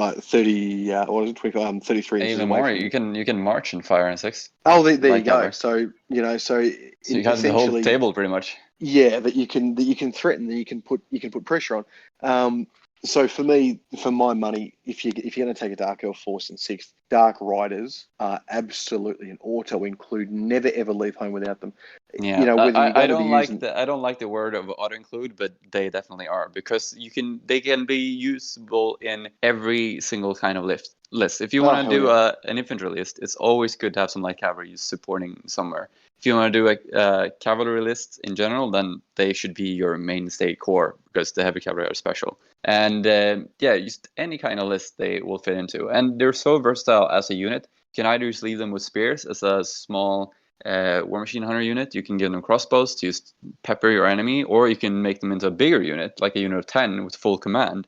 And they'll actually be a good offensive unit, especially if you put a character in there, because in 6th edition, they can move as fast cavalry in the unit. They don't get to shoot as fast cavalry, but they can still move as it. So if you put a hero character in there on a horse, he can just ride with them and do some flank charges. Honestly, if you're gonna do that, you could probably put yourself a mounted sorceress in there. You're not going to necessarily use them as a frontline combat unit, but what you're in effect doing is you're moving your sorceress up the field, and the tactical flexibility of having a sorceress deep in enemy lines is pretty potent, especially when you're dealing with dark magic and death magic, and shadow magic. The Dark Riders really are, for my money, the best core choice you can possibly get in 6th edition for Dark Elves. Yep, no argument here. Love them. All right, moving on to special units. Shades. I also love Shades. They're such a great unit. I like skirmishers in general, and these guys are just badass. So you can have they start out with the repeater crossbows. Yeah, it's not an upgrade. Yep. You can give them light armor for 1 point, which I don't really think is that necessary. It's just a lot of points for probably no save. Yeah, nothing at all. Yeah, I mean, when you're dealing with strength 4 weapon that just negates it, why bother? There's so much strength 4 and up in the game. Yeah, fuck it. Yeah, and they're scouts, so just start out in some woods and just be really annoying. Yeah, they're scouts and skirmishers. They're pretty good at what they do. Having said that, though, I never ever took Shades much in 6th, because they were, under 6th ed rules, you had a certain amount of specials that you could take. And I always, as far as their slot was concerned, I was always wanting Harpies, Executioners, or hell, even Cold One Knights. For me, they were just never worth giving up something else for. Because I could just take my Dark Elf Warriors with crossbows. I'm fulfilling my core obligations, and I'm also getting repeated bolt throwers. I could take Dark Riders. I'm once again fulfilling my core obligation, and tell you what, the Dark Riders are shooting a hell of a lot further than Shades are. You know what I mean? And because they've got the same ballistic skill, just never really got the Shades. Yeah, it depends on what kind of army you would make, I guess. If you would have more of a mobile wood elf kind of type of army, I would include Shades and just have Dark Riders and just ride around and try and avoid stuff. But if you're doing a more of a solid line with spearmen and repeater bolt throwers, you'd probably be better served with other special choice units. Yeah. And so I think that gets back to what we're talking about with the theme, thematic. I think if you're going to take a full shooty list that's going to outshoot a wood elf list, then probably a unit or two of Shades. But generally, I as you said, for a more standard line infantry kind of army. Yeah, I just think that there's just other stuff you should be spending your points on. I'm definitely going to include Shades with my Dark Elves, just because it's just fun moving around skirmishers and being annoying. You just love them. So the next choice is Witch Elves of Cain, which is a really cool unit. I really fell in love with them after reading the Hellebron story. Just the theme is so great. And not just that, though, but party girls. That's it. Not just that though, but the Witch Elves have this really cool little mechanic. So you put your hag with them, right? And you got your witch brew. Now the issue with Dark Elves across the board is they've always been quite expensive. They've always been an elite army. So you're never ever going to get in 6th edition. Never going to get much more than 20 in a unit, and that's a fairly big unit, as opposed to your Skaven and your goblins and that kind of shit. And even your humans. So you will find that usually you will be giving away that +1 combat resolution for outnumbering a lot of the time. You'll usually be outnumbered. Witch Brew on a hag negates that giving away of that. The Witch Brew will negate the +1 combat resolution for outnumbering, flank, and rear attacks. And I think in 6 that is very, very powerful. If you find yourself outflanked as a Dark Elf, you're doing something wrong. But usually you will find yourself outnumbered, and Witch Brew really evens the playing field. And also, if you remember in the 8th ed dwarves, they've got this Oath Stone, and what the Oath Stone does, it basically removes your flanks, so no one gets any kind of bonus for flank charging or recharging. This Witch Brew for only 25 points does the same thing. They get no bonuses for flank charging and recharging and shit, and that's powerful, man. That's fantastic. Yeah. Also, the Witch Elves are very unique in 6th edition that they get a shitload of attacks. So they have 2 hand weapons, only 1 attack each, though, but they have Frenzy as well. So they have 3 attacks each, which is almost unheard of in 6th edition. Like, at most, you get 2 attacks, and if they have something special. And you have Not 3 just that, attacks they're each. Poisoned. Yeah, and poison. Poison as well. Roll a bunch of 6s, and then after that, just try and get some wounds. But yeah, you can get a crazy amount of attacks from just like... I was thinking of using like 12 of these in a line of 6 to maximize the number of girls in combat.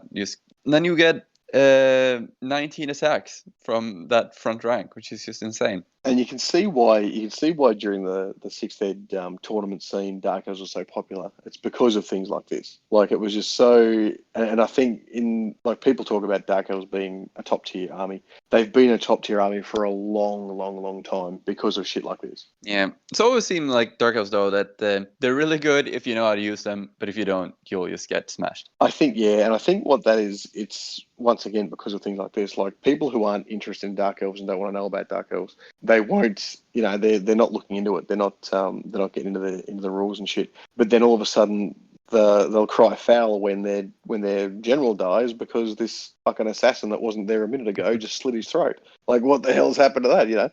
And then all of a sudden, their great swords are dying in droves to a bunch of shielders that clad very scantily and somehow have poisoned in about 500 attacks. Just a lot of units that have very specific uses and are pretty expensive, but if you get them where you want them to, then they'll just annihilate stuff. Absolutely. I mean, and you can even dumb that down to simply crisscrossing firing arcs from your Dark Elf warriors. If you can funnel the enemy into the front of your 3 core units of Dark Elf warriors, and within that kind of sphere of influence of your Dark Riders, instantly you've got 5 units that are all firing on the same unit, and all of a sudden it's deleted off the field, and you're kind of sitting there going, well, where did my unit go? It didn't get to combat. I've seen that happen with Dark Elves a fair bit, where it's just concentrated massive amounts of fire. What other army in 6th can fire 2 times from one model? You're using five units to fire at the one enemy unit, but they're giving the same massed fire as 10 units. Think of it like that, and that's how potent these guys are. All right, the third special choice is the Cold One Chariot. Always love a chariot, and this thing is pulled by giant lizards. What's not to like? Giant angry lizards. It's got fear and sight of the wheels, but also stupidity, which is the downside of it. Which sucks, because Dark Elf leadership back in 6th isn't the Dark Elf leadership we have in 8th. Like, Dark Elf leadership in 8th, I think the lowest is 9, Look, you're not going to fail too many because their leadership's 8, but the stupidity was a much harsher mistress back in 6th than it is in 8th, definitely. Yeah, you don't get the BSB reroll either. No, exactly. Having said that, they're worth taking because your impact hits with the scythes are going to be strength 6, and that's massive. That's wounding most shit on 2+. Once again, though, you can give your crew repeated crossbows, so even more fire. It's just that, once again, that shooting superiority that I enjoyed about the army back in 6th. You can use them as mount for characters too, but they're quite tough too. Toughness 5. Gold ones are strength 4 as well. Yeah. And you're really in an elf army where most your toughness is 3. Having something with toughness 5 is fantastic. And once again, Nicholas, as you said, you can go that army that has a lot of big creatures in it. So you can have your core choices full of Dark Riders, so they're going around running in and out and just shooting and causing a pain in the ass. And then you fill the rest of the army out with shit like your Cold One chariots, and then your War Hydra and dragons and shit like that. And then you take a Beastmaster on an Anticore. All of a sudden, you're facing this elf army where the average toughness is 5, and you're going, "What the fuck? I was not prepared for this," Yeah. I think the only downside with the chariot is that you can't take 2 as one special choice. Yeah, exactly. That would have been great. Now it's kind of taking up prime real estate. For your shades. Yeah, or the next special unit, Cold One Knights. Yep. Which is the guys riding on the lizards. Yeah, it's very expensive. Yes, they are expensive. They're but holy shit, are they good when they hit home? Oh yeah. And that's the same in 8th. They're still awesome in 8th. Like, weapon skill 5, that's decent. That is decent. Initiative 5, that's also very decent. But the thing is, your Dread Knights, like the guys your Cold One themselves, they're not your standard horse. They're strength 4. So they're going to be where you charge in with your cavalry and you go, I'll roll for the horses because who knows, one attack might do something. With these bad boys, one attack's definitely going to do something. But strength 4, it's definitely going to wound someone. Yeah, the riders are only strength 3 base though, so strength 5 on the charge with their lances. Yeah. But yeah, you get the which is down a heavy cap. Yeah, but you get the added cold ones, so you still do a lot of damage. Yeah, and the cold ones are better than horses. Much better than horses. Yeah, and also they get the free burning kind of. Or I mean, they're only movement 7, but they have scaly skins. Yeah, so. Thick skin. Yeah.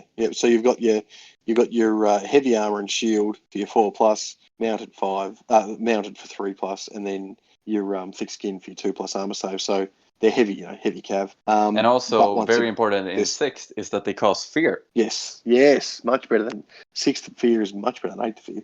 But they are stupid. Stupid. So that sucks. Yeah, they were also updated in the update we talked about to go from leadership 8 to 9. Ah, fantastic. Yeah. And that makes them viable instantly. Having said that, almost 30 points a model, like 29 points a model. God, that hurts. Yeah, that's a lot of points, man. A lot of points. Yeah, but if you slam that home, a unit of 10 and win, you'll auto break the enemy and just run them down. Absolutely. And as we said, like those lizards, they're going to be doing some damage. Like they're definitely going to be doing some damage. Yeah. Xyz, I love Xyz. Executioners for the non-Australians. So yeah, they're great. They're like the swords masters. I would argue. Are they the same? Is there any difference? Yeah, no. So your Xyz are only 1 attack. They're not 2 attacks like Swordmasters. They do have Killing Blow. Are they 2 attacks in 6th edition now? I think they're only 1. No, they're only 1 in 6th edition, but they're stronger than Swordmasters. So here in 6th they're strength 3. In 8th they're strength 4. So Xyz in 8th are more like your white, a cross between a white lion and Swordmaster, I guess, would be an accurate description of them. But generally they're better than Swordmasters. And then you can buff them and do all kinds of horrible, disgusting shit with them, and you can end up giving them 3 attacks each, and it just gets ridiculous. Yeah. So here though, their weapon skill 5, strength 3, toughness 3, initiative 5, 1 attack, leadership 8. They're only 11 points, and they were updated to have heavy armor, and they have grey weapons and killing blow. And that's exactly it, killing blow. These guys, you will accept a charge, of course you want to try and charge a unit of heavy cav with them, but if you can't, you'll accept the charge and you'll just lop off heads. You won't give a shit about their armor. They're also fantastic anti-dwarf choices. I tend to have a lot of Dark Elf players have issues with dwarves. They don't like them. I tend to not give 2 shits about dwarves because I take very executioner heavy lists. Yeah. Oh, what's that? A 1-up armor save? Sorry, I rolled a 6. See ya, stunty. Yeah, they are really cool. 11 points is not that much either. This edition. No, very good. I mean, that kind of carries over to 11 points as opposed to the Blackguard 16 points, which we'll get to later. In 8th edition, where you've got your horde, your horde units, your units that are in a rank of 10. Blackguard executioners are pretty much the upper end of the point scale, whereby you will be fielding them in a unit of like a horde unit. Blackguard, they come in at a high points cost. I think they're like 14 points, and it just the math hammer doesn't work out for them to be a horde. It just doesn't. You get nothing for it, you know. So you might as well run them lean. Whereas Seems like executioners always win out over Blackguard in the end. Look, it's once again though, it depends on what you want them for. Like, you know, they've got a very specific job. Blackguard have a very, very specific role to play. But generally, when you're doing an all-comers list, Xyz are better, and that's been the same in 6th edition as well, for me at least. You know, you don't want, like, the draw card of the Blackguard is they're stubborn, but at 16 points, they're too expensive to make a big unit out of, and they've only got heavy armor, so most of the time they're not going to get much of a save anyway. Yes, they're stubborn, but who cares, because they're going to be dying in droves, and they won't hold the enemy up that much, you know. And they can't really put the hurt on the enemy with their strength as it is. But we'll get to that in a second anyway. Executioners, 11 points, take them, they're great. Yeah, you can, in 6th edition, you can actually afford to put them in a unit of 20 and have them as a main unit to try and kill stuff. And they will, like great weapons, like strength 5 and killing blow, with a weapon skill of 5. They're going to be hitting stuff, and they're going to be hitting it bloody hard. So next unit is Harpies, the last special choice. It's a 0-1 choice, and they're just flying, annoying creatures, much like Furies. Yep, just get up your ass and, you know, march block at Harry flanks and shit like that. Like they're flying unit, 13 points. They're a bit exy. It's fairly expensive, but look, they're not bad. I've seen worse unit selections. Yeah, very, like, they fill a role that nothing else really fills. Can be very useful sometimes, or not super useful other times. They're nice. They're nice to have something mobile flying around to help out. Yeah. Where something with flying. Exactly. Something with flying that you can kind of flank charge with in, you know, when your plans go to shit. Use them like a wild card. I would not take any more than 10 in a unit, and I would probably even take them as a unit of 5, maybe 6. You know, just for a flank charge. But look, they're a good wild card entry. Take them when you're going to take an all-comers list, so that you can react if you need to. Right, moving on to rare units. You have the War Hydra, which is really cool. Hell yeah. I think in 7th edition it got crazy good. Like, it got really cheap for what it did. In 6th edition it's still really good. Terror is amazing in 6th. Just put it close to something and they have to take a panic test and they might run away. Yep. So I think it's mainly good for the scare factor, just to herd it towards the enemy and just try and make them run away. It's still pretty durable. Toughness 5 and 6 wounds, so you still have to kill it if you pass your test. 6 wounds is huge. Like 220 points, but you're essentially getting a slightly smaller dragon. You know, his toughness is 5, his strength is 5. He does have 6 wounds, 5 attacks. He does breathe fire, and it's like, you know, he's got terror.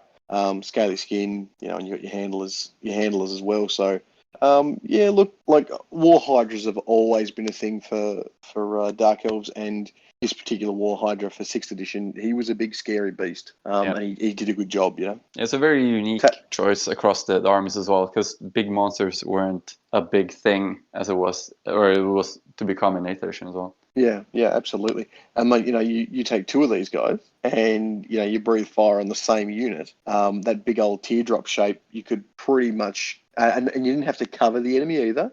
From memory, all you had to do was like sneak the base. So, you know, you put 2 teardrops on a unit, everyone's hit twice, you know, with this fiery breath weapon. It's a rare choices, and there's some very tasty rare choices in the Dark Elf book. The next one, Blackguard, one of the less tasty, I would say. Yeah. They suffer the same thing as the High Elf Phoenix Guard. That they're a good unit, but they're expensive and they're a rare choice. Exactly. Super expensive, super squishy. They're a rare choice, and if you've got a stubborn unit that is this squishy, they need to be cheap because you need to be putting a lot of wounds in that unit so that when they're dying in their droves, you can hold the enemy in place. I mean, they're stubborn 9, which is fantastic. It's great. And with the BSB not doing his BSB thing, stubborn is a very, very powerful kind of rule to have. But at 16 points and 0 to 1, you're going to leave them because you've just got better shit to do. You've got better stuff to grab. Yeah, they have eternal hatred, which is pretty cool. They have hatred every round, I think. So they hatred. reroll it. But yeah, like stubborn and that hatred thing, and halberds and heavy armor, they get a lot of shit, but they're still very squishy and very expensive. Yeah.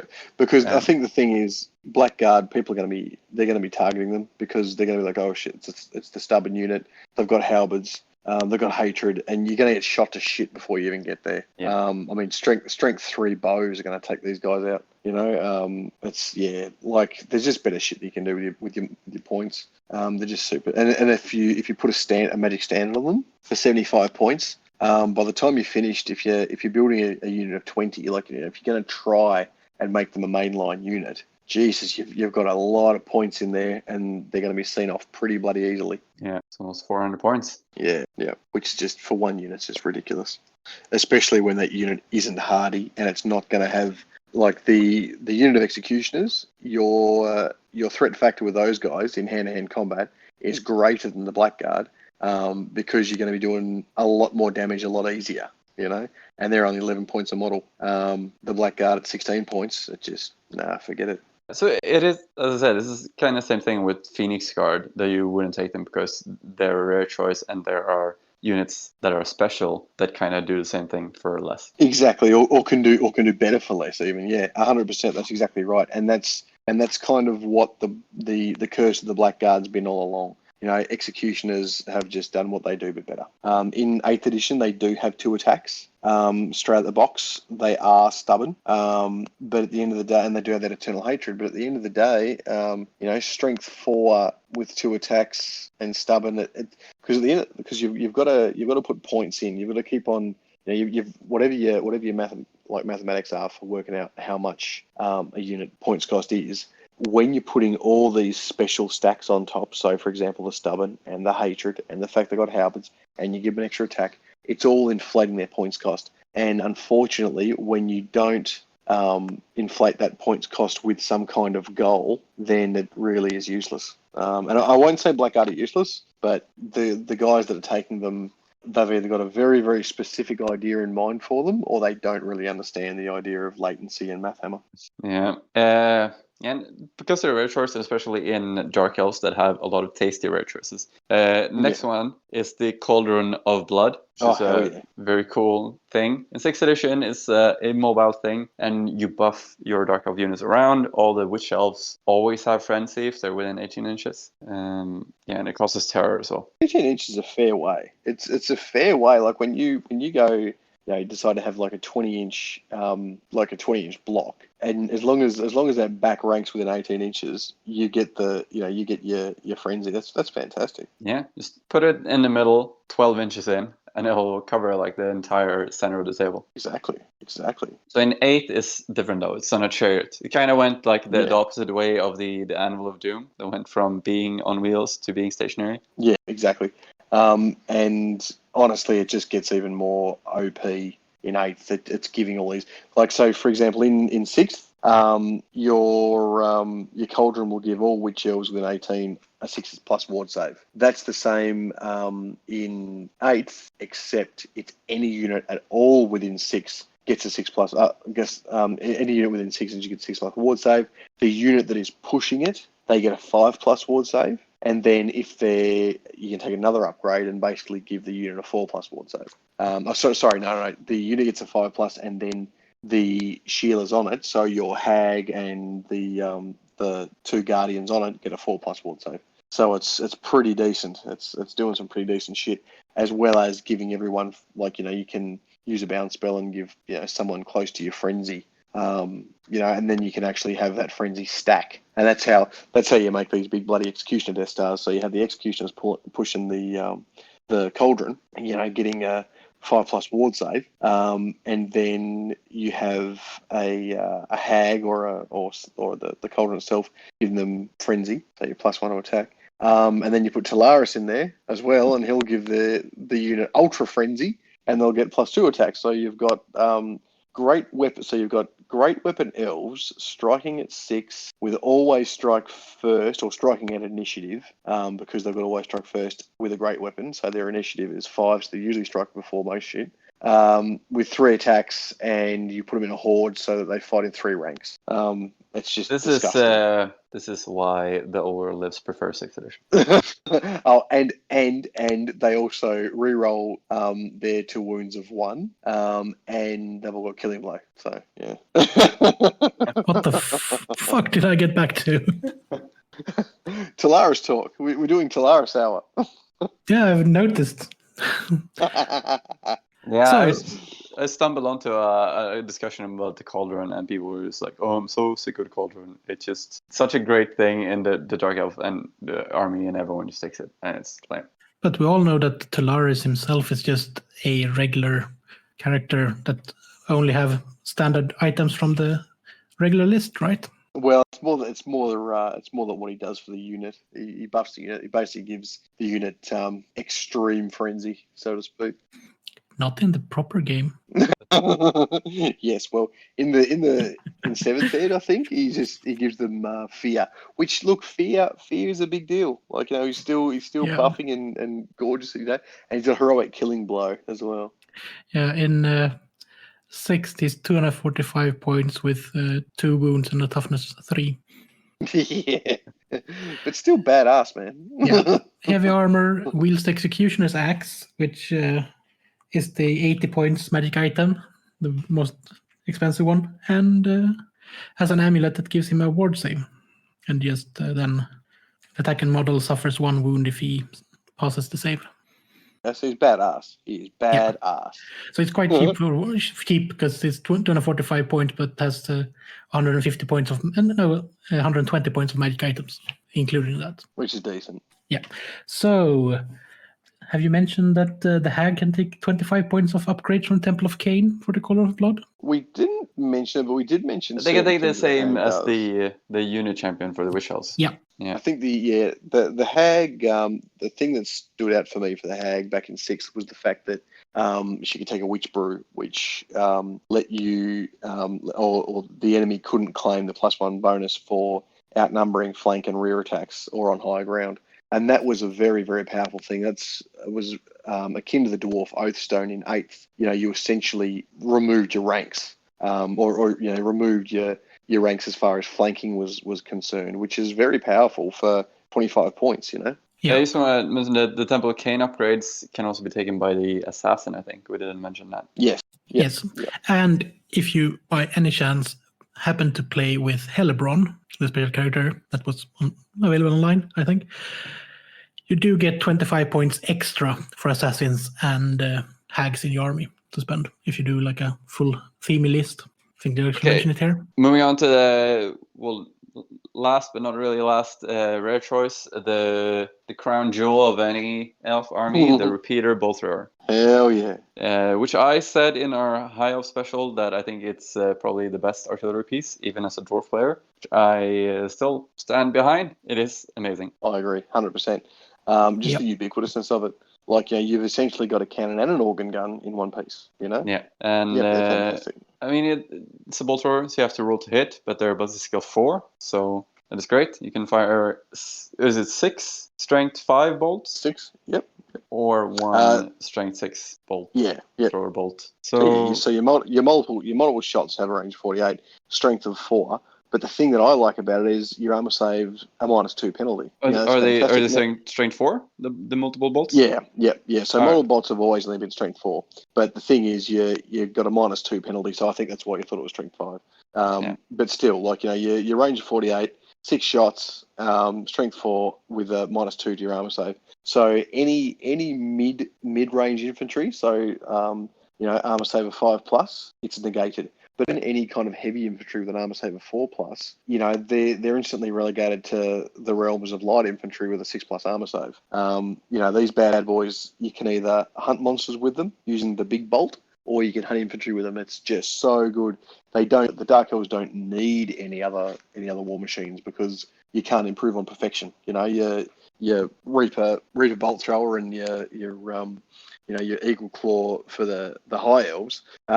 Essentially, what they were deck guns for their ships. So, you know, they'd be doing their boarding actions. So they would fire a harpoon off of it with a chain to attach to the enemy ship, and then they'd reel it in. Then they'd start loading on fletchet rounds, like, you know, anti-personnel rounds. And so they'd clear the decks with them. The crew. Exactly. And so, you know, and then when they're doing their raids, they unbolt them from the ship and they carry them along with the army, because at the end of the day, they're still of elven make and aren't overly heavy. Yeah. But yeah, look, take as many as you can all the time. Because because the great thing about them as well is that you can take 2 as one rare choice. Yeah, and it's 100 points. You know, and if you play the City Guard list, you can take them as a special choice. Even better. Yeah, so they are fantastic. The last rare choice is the same rare choice everyone else gets, Dogs of War. But I wanted to mention the specific Dark Elf unit, Mangle, Manhide, Manflayers. Oh, yeah. Which is a fantastic unit in 6. It is quite pricey, but holy shit, is it good. They are shades pretty much, but I think they have heavy armor or lighter. Yeah, so they have hand weapons, repeat crossbows, and great weapons, and heavy armor. They have great weapons. Yeah. That's why they're in 8th edition are shades with great weapons, something like that. Yep. So basically, it was the nod. It was the nod to Mengels, because Mengels didn't get an update or no real Dogs of War units did. So you could have your Mengels unit in 8th, like, you know, your old models, and still represent them on the battlefield. Yeah. So the note is that the Manflayers are a special choice for Dark Elves. You take them as Dogs of War. Everyone else takes them as rare choices. Yeah, so these guys are great. They have, as I said, repeater crossbows, and they're all ballistic skill 5, except for Mangle, that's ballistic skill 6. So they'll be hitting very easily, even when they move around with their multiple shots. They're skirmishers and scouts, and they have their very nasty banner that in the background it says it's a brother of Mangle. I don't know, like a brother as in Brotherhood of Warriors, or is this actual brother? But it's a Dark Elf that went against Malekith's decree that only female Dark Elves could practice magic, and he was practicing magic, and Mengel was tasked with killing him, and he relished the task and flayed him. He flayed his skin and hung him on a pole, and now that's their banner. And like a dark cloud of magical residue still hovers over the banner. So they are at -1 to hit when shooting at him, or -2 to hit at long range when someone's shooting at him. Yeah. So it's basically impossible to hit him, because they're at long range. You're at -1 for long range, -1 because they're skirmishers, and then -2 because of the banner. So you're -4 on your like stock standard 4+ to hit guy. You'll be hitting on like 6s and then 5s. Yeah. And then you have the little note that Mengel took great delight in skinning his brother alive. He then had the skin attached to his personal standard. Such was Kalad's power that a nimbus composed of evil demon spirits constantly hovers around his flesh, keeping his essence alive in torment. Yeah. So he's trapped in his skin, alive on a banner. That is badass. That's great. And it's worth mentioning that the Mingles, Manhide, Manflayers, they're all about that life, because all their cloaks are essentially humanoid skin, like, you know, leather cloaks, and they just love that shit. Yep, fucking psychopaths. Now, we're to the end of the book, but there's one character that I quite enjoy that I don't take, but I do have the model for. Are you guys familiar with Rakarth the Beast Lord? Yep. Yeah. So Rakarth, he's got a special place in my heart, because there was a kid in school that had him, and he was kind of one of my first ever real impressive models that I'd ever seen. Like growing up, like I could afford your box of 10 plastic ones here and there, but nothing much more grandiose than that. And this little prick at school had a Rakarth model. And Rakarth, he's a Lord choice, and he comes with Brakus the dragon. And he's a Beastmaster, but as we just talked about, Beastmasters generally ride Manticores, but old Rakarth, he's a Lord on a dragon. And I really, really like the model. I still like the model to this day. He's pretty nice. What do you guys think of him? He's released in 4th edition, right? Or 5th, that era. He was he was released in 4th, and then and then got an update in which it was Chronicles 2003. He got a little update. Yeah, I think it was posted in a White Dwarf before that, or as a web article, something like that. Yeah, it's a really cool guy. I remember having him printed out on a sheet paper. So it was definitely a download at one point. He's like the fact was, the thing that also really stuck out about him was despite being on a dragon, he had a 1+ armor save, which was huge, like absolutely huge at the time. Like, generally if you were on a beast on a big gribbly, you didn't have a huge armor save because you were on a monster. Having a huge armor save was overkill. Yet this guy, especially being a Dark Elf, with toughness 3, he had a 1+ save. It was just awesome. Nice. Is he an 8th edition? Are there any rules for him? Negative. No. So if you want to fit him in 8th, you need to use the old 6th edition rules. It's pretty pointy though. So you're saying that Talaris is just like a substitute for him for you in your heart. It's just like a get you by. Look, yeah. Oh no. Talaris is definitely like the be all and end all. He's essentially Warhammer Jesus. But Rakarth, mate, he's up there. He's at least a Noah/Joseph. If we go with the Christian metaphors. Like Rakarth, he just hits the nostalgia button a lot. He's cool. But yeah, as I said, 470 points. He's pricey. He's worth as much as an elite unit by himself. But you can fly around and produce some ultra fuckery for him. That's pretty cool. Yeah, and he's got a 1+ armor save on himself. Yeah, it helps keeping him alive. Definitely. So what units are in 8th edition that are not in 6th edition? I can think of the Warlock Riders, or whatever it's called, Doom. Goodness something. Me, yeah. So your Warlock. There's a few actually. Scourge on a Chariot. Consult my my book here. So essentially you've got your Black Ark Fleet Masters now. The Black Ark Fleet Master is a Lord choice, and he's pretty much the Lord of your pirates, right? But he does, but he's got a special rule whereby it's show no weakness. If he is in a combat and he challenges, as long as he wins the combat, then for the next turn your Corsairs are stubborn. So what we were talking about with the Black Guard before being stubborn and that kind of being their thing.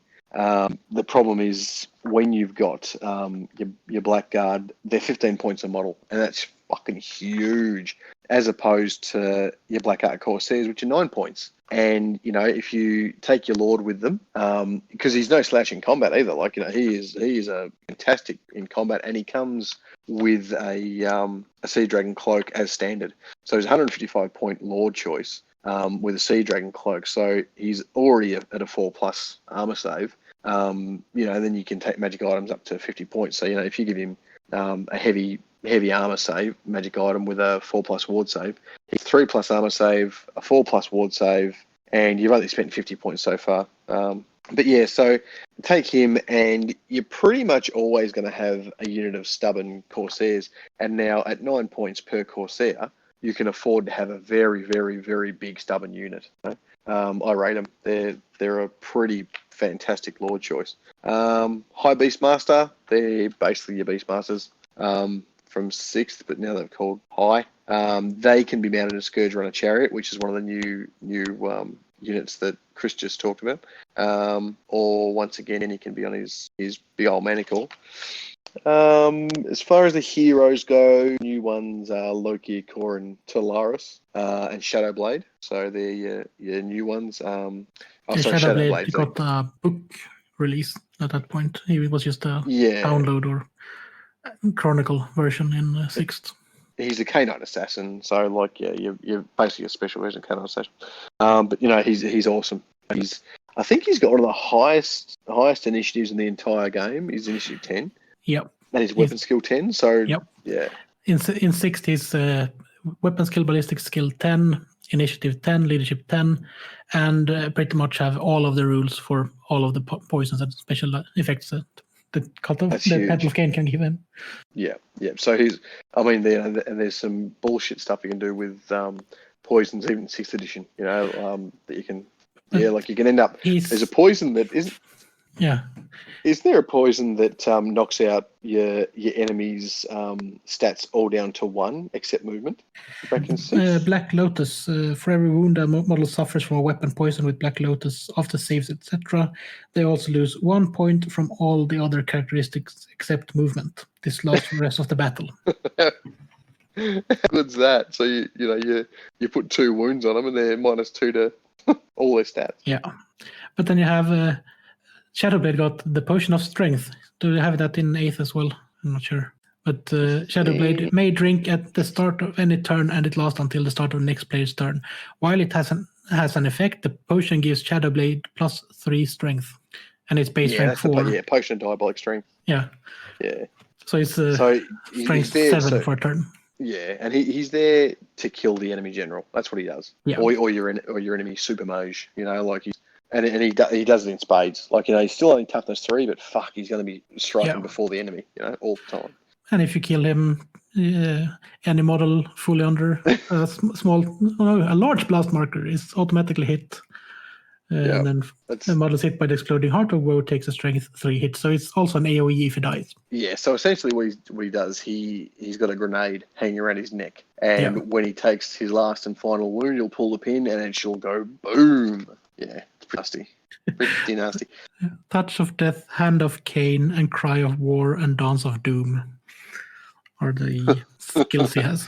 Yeah, he's really good. He's a good character. Just touching back on the Black Ark course says in 8th, they can actually have 2 hand weapons or take a brace of repeater hand bows. So essentially, repeater hand bows, you've got and being brace, you've got them in both hands. So each guy is firing 4 shots. Yeah. So but it's only 12 inches, but still. And these 40. The man flayers used to have them in 6th, so that's probably why they didn't give it to anyone else as well. Yeah. So that's a brace of hand bows. You take 10 guys. If you're on them in multiple small units, you've got 10 guys pumping out 40 shots. That's just disgusting, in a word. Yeah. But for large battles, if you really, because I basically dropped back in this conversation when they were talking about the black card. Yeah. And if you play a large battle, if you actually want them to just, for some reason, have an awesome looking army that might not be that good, take Malekith, then you take Koran, captain of the black guard, and that makes them a special choice, and you lose the 0-1 restriction. Super themey. I mean, the fact is, if you take in Malekith and you take Koran, Blackheart, and you have them as special, it does make them a little bit more palatable. But the thing is, you're also going to be being that you'll be stubborn. You can fuck with the enemy a little bit, but at the end of the day, that's 16 point cost. That's huge, man. It's such a points thing.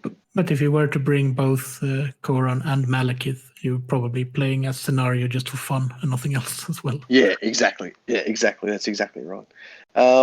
So your Scourge run a chariot that's new in 8th, 150 points. This bad boy is basically a chariot that runs around with a bolt thrower.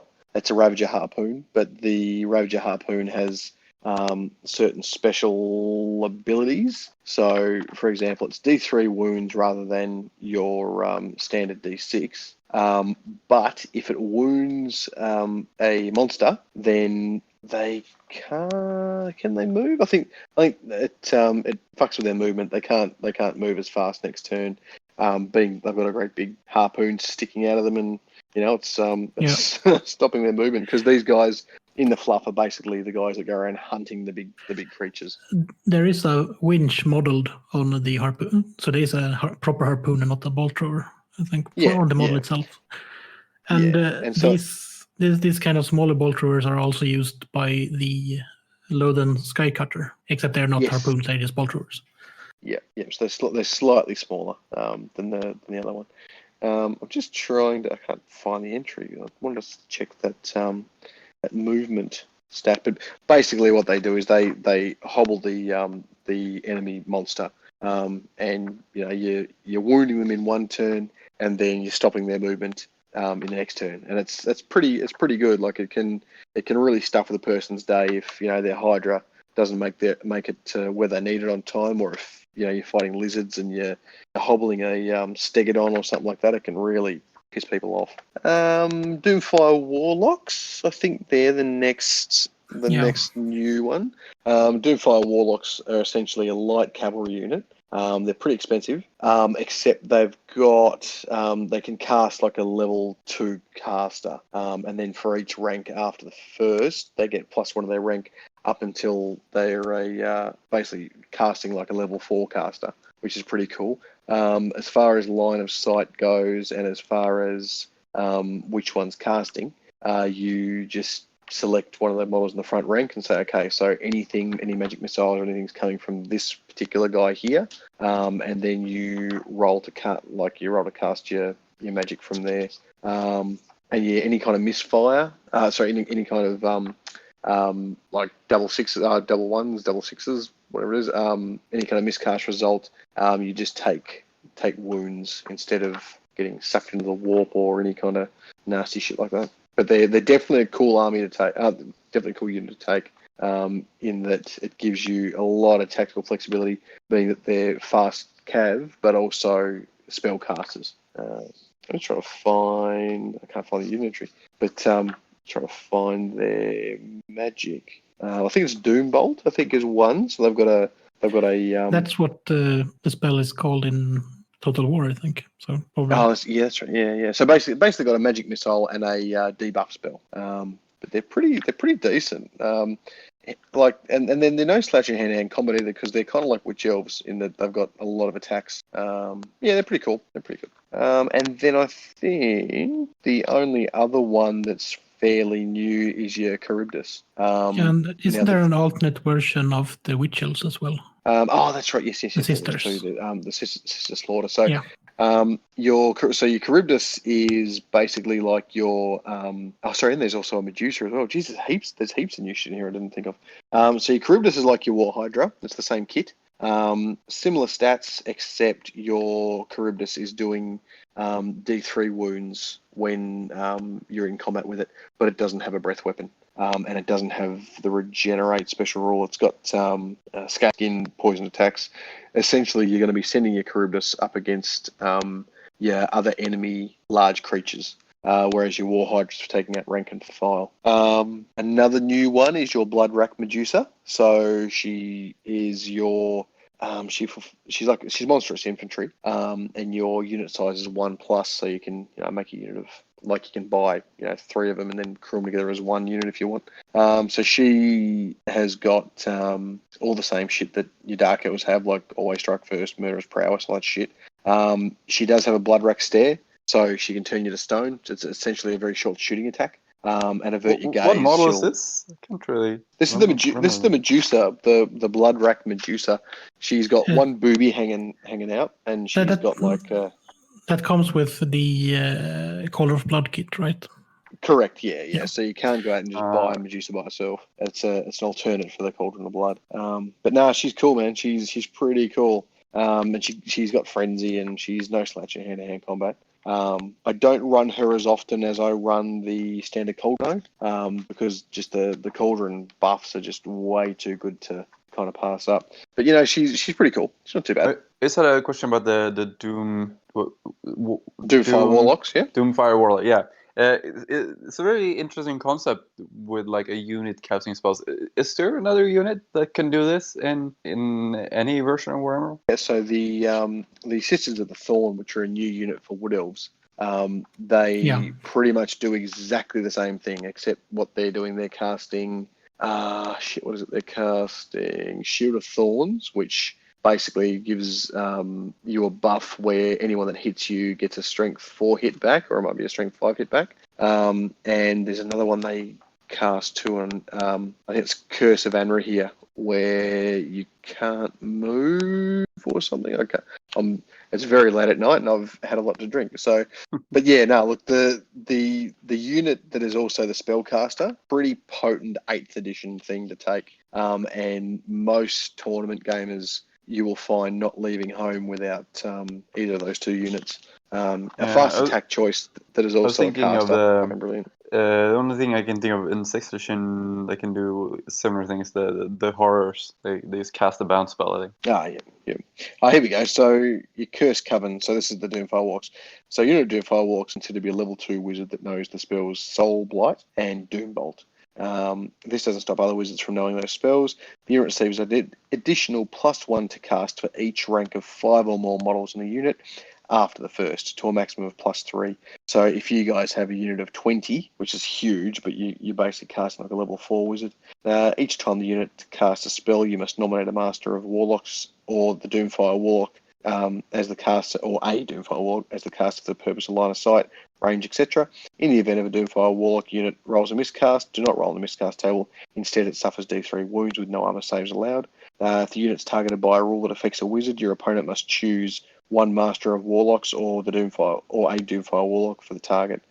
Now, Prey of the Dark Prince. Models with this special rule have a 4+ ward save, except against wounds caused by demons of Slaanesh. So the entire unit, as well as being a sick unit, fast attack unit that can cast spells, also has a 4+ ward save, unless you're facing Slaanesh. It's really cool. They are a cool unit. So, Chris, you mentioned also the alternative. Sister Slaughter? Yeah, Sister Slaughter. What are they about? Yeah, so are they Sister just an Slaughter. elite version? No, sort of. Yeah, kind of. Once again, they're a hand-to-hand combat unit of elves that have fuck all armor, but they suffer that same issue of being very, very expensive. So they do a Dance of Death. Models with this special rule have a 4+ ward save against attacks made in close combat. So they have a 4+ ward save in combat, but getting them there's the issue, right? In addition, at the start of each round of combat, each unit of Sisters of Slaughter chooses one enemy unit in base contact. That unit receives no combat result bonus for extra ranks this turn, and the model cannot make a parry save this turn. So in 8th edition, a parry save is a 6+ ward save, essentially, that every unit with a sword and shield gets. So if you have a hand weapon and shield, you will then have a 6+ ward save from the front. These girls negate that. You send them against your tougher units, like your Empire swordsman, say, or any kind of unit that has a parry save. And also they negate your combat bonus. So if you've got +3 to your combat resolution for your ranks, they negate that too. So it really helps them because they're so expensive. You're not going to have a lot of them in your unit. So this really helps them win combats and break enemies because they're almost always outnumbered. You're not going to win by combat res alone. At least this way, you're going to have a fighting chance because you're going to negate the other guy's combat res, if you know what I mean. Okay. And they've got a 4+ ward save in close combat, so they're no slouches, but they're 15 points each, and that's huge when you consider that your witches, which are a core choice and do a shit ton of attacks, are only 11 points. You're really kind of scraping there. Like, yeah, they're all right. They're not too bad. And I think that's the only new stuff. I mean, the Bloodrack Medusa can go on a Bloodrack Shrine, which is essentially a cauldron that's been repurposed. And they do funky shit like turn people to stone and terror and all that kind of shit. But yeah, have a gander. I think most of the time though, you're going to be taking the cauldron over the Bloodrack Shrine because of the buffs it gives you. But it's cool for a themey list. If you're running a Gond list from the city of Gond, where all the sorceresses live, you'll be running Medusas. So essentially, the Bloodrack Medusa is a sorceress that has been cursed and has taken her elven beauty and twisted it into this bestial creature. And while they don't retain much intelligence, what they do retain is how beautiful they were and the power they once had, which makes them twisted, evil, and spiteful. So there you go. Nice. What we all now know to be the start of the end with the Daughters of Cain in Age of Sigmar. because there's everyone is either a Doomfire Warlock or a Snake Lady. That's exactly it. Snake Lady with the boob out because she got a boob out. All right. Damn, it That was feels huge, like I we've been talking a lot and covering a lot of things. There's just it's a very interesting topic to talk about, Dark Elves. There's just Dark Elves so are much about them. Dark Elves, and the thing is, it's worth noting that back in the day, like back in 4th edition and 3rd edition and 5th, their magic cards did talk about the Dark Elf sorcerers harnessing like chaos magic, like that. You know, they were Dark Elves were in effect in league with chaos. They were elves that were twisted by chaos. Then that canon got changed to be basically moody yin yang nasty elves that through being like sadistic pricks fall to the predations of chaos and shit like that. It's still in the lore though that they're like pulling on the different winds of magic that the high elves consider to be evil. That you can do a lot more powerful things with, but it will corrupt you, make you. Yeah, exactly. There's a cost to their magic. For high elves, it's more they use the maybe sometimes lesser powered magic, but it doesn't destroy their bodies or minds while they do it. The dark is just, screw this. I'm gonna use all this cool, powerful stuff over here, and then maybe drain 14 peasants and take their souls so I can fuel my magic. Yeah, it's like drugs. Just do all the cocaine and don't care about the consequences. But exactly, in the end, right. you're gonna get screwed up by it. Exactly right. Well, see, there's even that thing that you just said, Chris, about killing peasants. There's actually a magic item that you never leave home without, which is a dagger. And if you are rolling and you miss, or you don't get off your roll, or you're casting and you don't have enough power, you can murder one of the guys in your unit and then re-roll. And then if you don't get it off that time, you can murder another guy, and essentially just keep on murdering dudes until you get your spell off. Yeah. So it's pretty decent. As a spoiler for those that haven't read the War of the Beard books, that's one of the first things the second group of Dark Elves do that you encounter in that series. Just murder people to fuel spells. Just loving it. They're just loving it. That's just how they roll. And interestingly enough as well, when you're talking about that kind of rot from within, because they're pulling on some pretty dark energies, that's the whole idea of the Cauldron of Blood. The Cauldron of Blood is bathed in to rejuvenate and bring back the youthfulness of the casters and the witches and shit. The issue is that Morathi, as far as her and Hellebrand are concerned, Morathi does not give Hellebrand the true kind of cultic rituals required to use the cauldron itself properly. So what happens is once per year, or once per fucking cycle or month or 6 months or some shit, when they have their blood rites, the witch elves will go and slaughter a bunch of babies and shit, and slaughter a bunch of people, and Hellebrand will bathe in the blood and become youthful and gorgeous again, because her beauty rivals that of Morathi. And as we all know, Morathi's the most gorgeous fucking thing on two legs in the old world. Hellebrand, when she bathes in the blood, she gets her youth back and she looks gorgeous and fucking deadly and that shit. But then she rapidly ages throughout the year. And Morathi won't tell her the secrets of the cauldron, so she can't retain her youth. She has to spend, X amount of months a year as this wizened old hag, and she's very fucking bitter and twisted about that.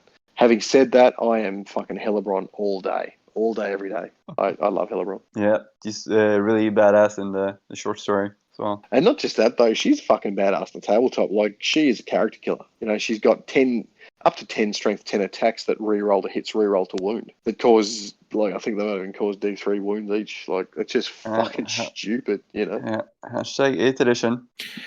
To be fair, she still has, with a main weapon, attacks that made at strength 10 in the 6th edition. So yeah, she's gorgeous. She's my girl. But you only have 4 attacks. Yeah, rather than the possible 10. And is that factoring in her? She has factoring in her one extra because she has an additional hand weapon or another magic weapon, right? Yeah. And she's riding a manticore, which can help. Mm-hmm. That's right. Yeah, she got the fan. Yeah. I gotta say with Dark Elves though that I'm not the biggest fan of the fact that it seems like the faction kind of clings too much to Malekith and probably Morathi, but mostly Malekith. Like it seems to be like Malekith and his minions. Like when you look at Dark Elves first, before you like deep dive into more of what they're about, it just seems like he is the faction, which he kind of is, like in the story, like he's responsible for them. But I think like maybe it would have been better for the faction if he was just not around anymore. Yeah, he has twisted the leadership of the Dark Elves until the only thing that matters is what he himself decides and what he says, and anyone that just happens to like a slip of a tongue or maybe just wears the wrong color to the winter ball or something like that, you're out of favor or you're dead. He's dead. And yeah, the thing is though, unfortunately, if Malekith wasn't there, the Dark Elves would fragment and destroy each other. They would all just fucking die. They, because of what they are and who they are, they require that strength, that huge, that massive personality that's going to keep them all in line. Without that, they would fragment and just take each other out into Dark Elf civil war because they'd all feel that they were the one to lead. Yeah, it could also be an interesting storyline, especially if another thing, like why doesn't Malekith produce his own heir? Like he's been around for so long. Does he have a malfunction? He doesn't shit. No, he functions very well. Just ask his mum. He hasn't got a body as we know it. He's shard flesh encased in metal. He has no bodily functions. Not only that, though, but also on top of that, he doesn't share power. Malekith will not share power with anyone, and if he had an heir, he would be constantly looking over his shoulder to possibly get taken out by that. The heir would probably try to kill him within a week after getting old enough. Exactly.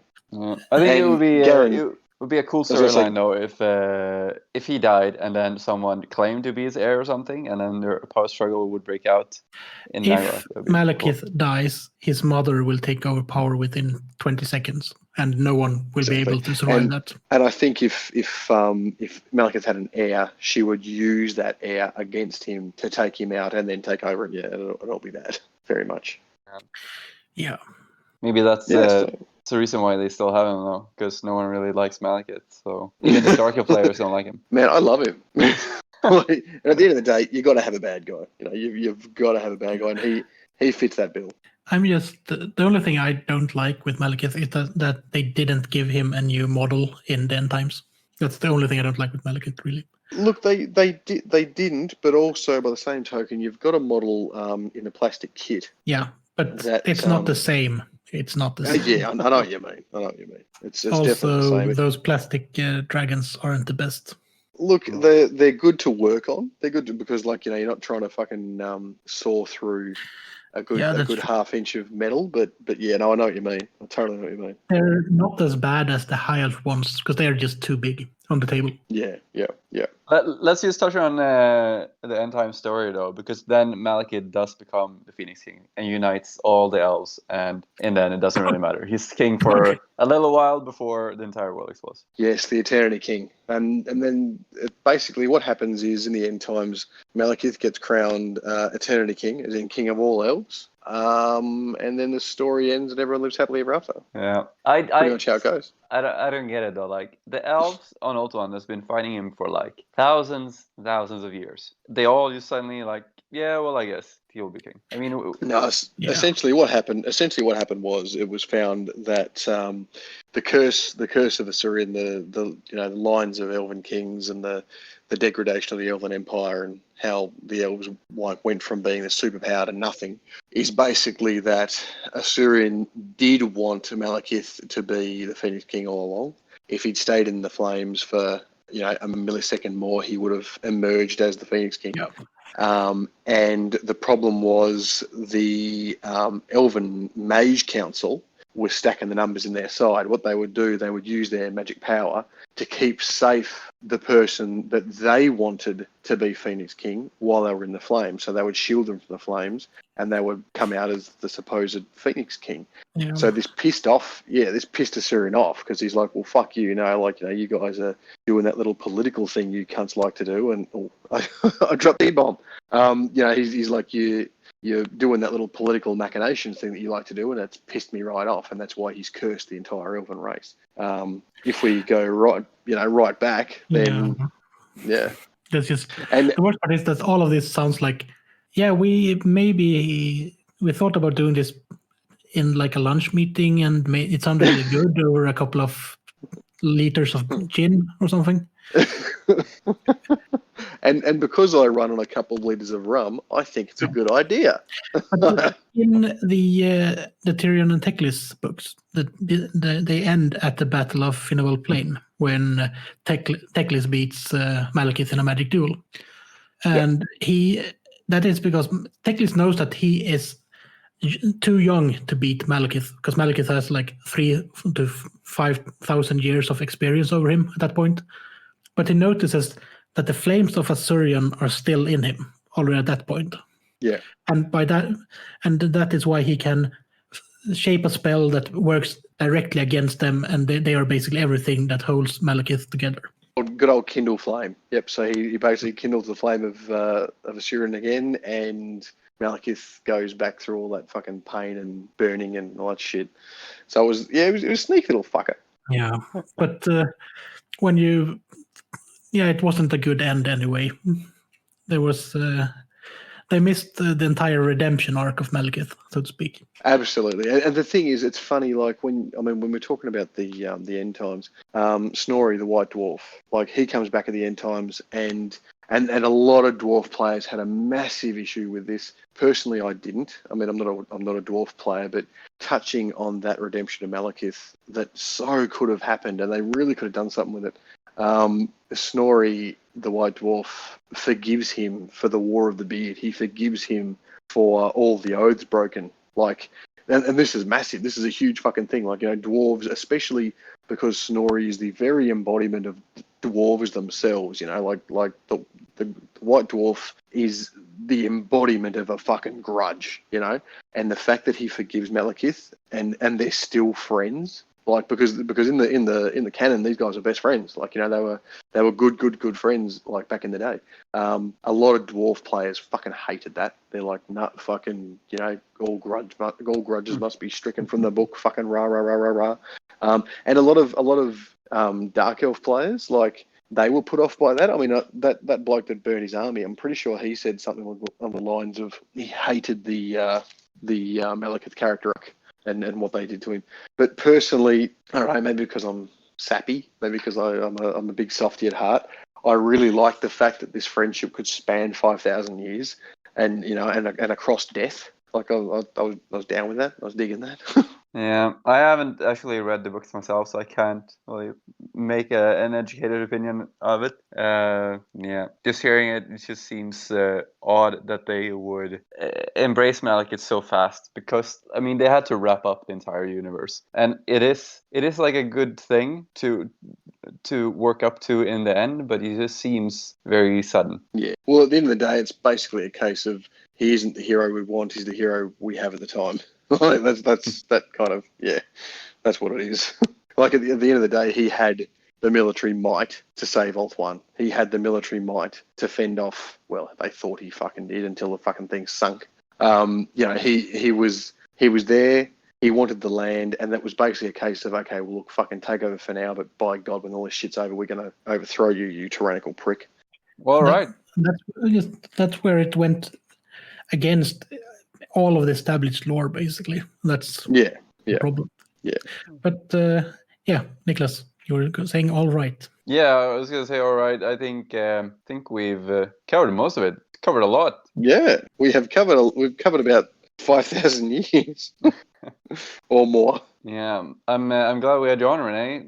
You have a lot of knowledge of the Dark Elves. You're not only just talking the talk, you walk the walk. And I stabbed the stab and I poisoned the poison. No, I'm a big fan of Dark Elves, and I used to be a massive Orc and Goblins fan. I have like as big as my Dark Elf army is. I've got a Orc and Goblins army the same size, like 17,000 points. But the Druchii, they really grabbed me by the short and curlies. And what it was actually back in 2017 during a kind of resurgence of my love for the game. Cause it took a couple of years off because I was so fucking dead inside from the old world dying, which I think a lot of us were, and that's why we're listening to this podcast. And my then girlfriend, who's like now my fiance, she said, "Look, why don't you get back into painting?" And I'm like, fuck that noise, like that's just shit. And she took me into like the freshly opened Warhammer store down here in Hobart that I just fucking ignored completely because they destroyed my game. And I looked at the paints and I got myself some paints and got myself some brushes because, as everyone else does, I have a massive pile of fucking shame. Mine's probably bigger than most people. And I thought, fuck it, I'll paint something up. And there was an advert, like a poster on the wall for Armies on Parade 2017. I'm like, oh, that's fucking cool. Maybe I'll have a crack. And so I went home and I thought about a board. And what I thought was I would like to have a bunch of slaves being led in chains towards a cauldron of blood and to be sacrificed to Cain. And for those slaves to be flanked either side by executioners and being led up the path from behind by a corsair, like a fleet master, and the unit of corsairs that had gotten them. So what I did was I planned all this out, made up the board, and then I had an idea that it would be cool to use some dry ice and some water and have the cauldron and the sacrificial Cain area kind of fulminating and bubbling with mist. And I painted it all up. I did it, and I put them all on square bases, and everyone else was on round bases, and I inset them into the board so that they didn't stick up, and ended up winning fucking 3 out of 5, I think. 3 out of 5 possible entries that I entered in. I think I entered in, I entered it in best painted. Well, I got best painted, I got best theme, and I got best something else as well. But yeah, it was pretty cool. So that kind of rekindled my love for the hobby, and then because I won Armies on Parade with Dark Elves, it really kind of made me want to get into them and work out who they are and what they're about. Yeah, it's a great story. I've seen that board and it is fucking fantastic. Yeah. Thanks, man. Yeah. It is. Yeah, it was good. It was good. And I beat out a bunch of fucking round-based pricks, but they're in their own Armies on Parade, so fuck you guys. Yeah, it's good that you showed Games Workshop that there are still people that really enjoy this game. And this, amongst other things, I guess, is what made them rethink and relaunch the world. Something that you thought was just a humbug and put a bet on. Oh, for fuck's sake. I didn't think this would follow me here, but yes, and it will happen. It will fucking happen. I will get my clothes off and I will take pictures of myself painting high elves naked. It will happen. Just I have an Albion army to build before that. Fuck. So, do you have a theme in mind for the high elves? Do you have a plan? Yeah, they're all going to be naked too. No, but honestly, I've got 15,000 points of high elves.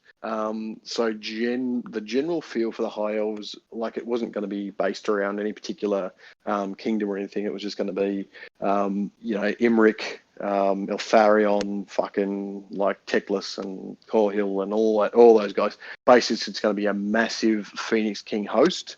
I do want to just high elves greater sets. Yeah, exactly. But I do want to model myself up Finnebar the Seafarer.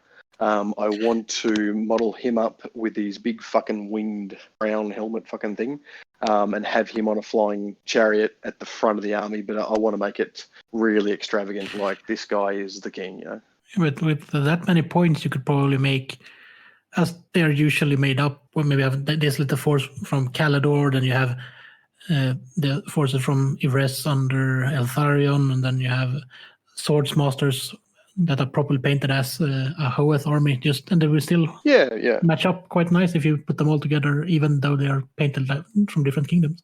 Yeah, well, at the end of the day, like it's all gonna they're all gonna have white robes, and I think the white tends to hold together any kind of high elf army. Yeah. It's gonna be it's gonna be white, it's gonna be gold, it's gonna be silver, and then you can just put on your blue like edge highlights and shit, like blue edges for your Hoeth, and you can put on your green for Kothic? One of them, anyway, you can put your green on for your green guys and your fucking red on for your red guys, and just have a leaf through the heralds and uniform book for high elves. Yeah, exactly. Yeah, you'll just get hooked, I guess. Yeah, and then I'll take my clothes off and start painting. I did tell someone the other day, because we were talking about Phoenix Guard, and I've got I think 130 Phoenix Guard. Oh, shit. And and this guy's like, fuck that for a joke. Yeah, and they were all on around bases, weren't they? No, it's off now. I clipped them. Thank you, Christopher. But yeah, so it's quite the Phoenix Force, pun intended. So that'll be a thing. So you have more Phoenix Guard than their actual Phoenix Guard. Yes. But they're like 100 of them, aren't they? I think, at any one time, I think it was 100. But I can make the other 35 up as statues and shit. Yeah, or just have them slightly themed. If you paint 25 for this army and 25 for that army, and then have a exactly large unit of them painted in the same, like the main temple or main in the standard, standard. So yes, that's where I'm at, and then I won't get started on the rest of the armies because they're just as fucking bad. All right. Do we have anything else we want to say about the Dark Elves? I think that anyone who's getting into 6th edition should at least consider them. Especially if you don't know what you want to do. If you don't know whether you want to go big, huge monsters or lots of infantry or lots of cavalry. If you're stuck and don't know where to go the Dark Elves, because you can make up anything essentially. You can have a competitive force of anything, and as well as that, they're just fucking cool. Yeah. And even though a lot of the older metals look better, they just do, it's quite easy to get at least most of a Dark Elf army out of Games Workshop today. You can get Corsairs, you can get Spearmen, you can get Cold One Knights, you can get Chariots, you can get Dark Riders, you can get Mages and Dragons and Hydras. They're still available. Yeah. So if you play 6th or 7th or 8th, you can still get an army quite easily. Definitely. And I mean, there's lots of metals coming up on eBay all the time. Although I probably wouldn't go eBay because they're fucking overpriced.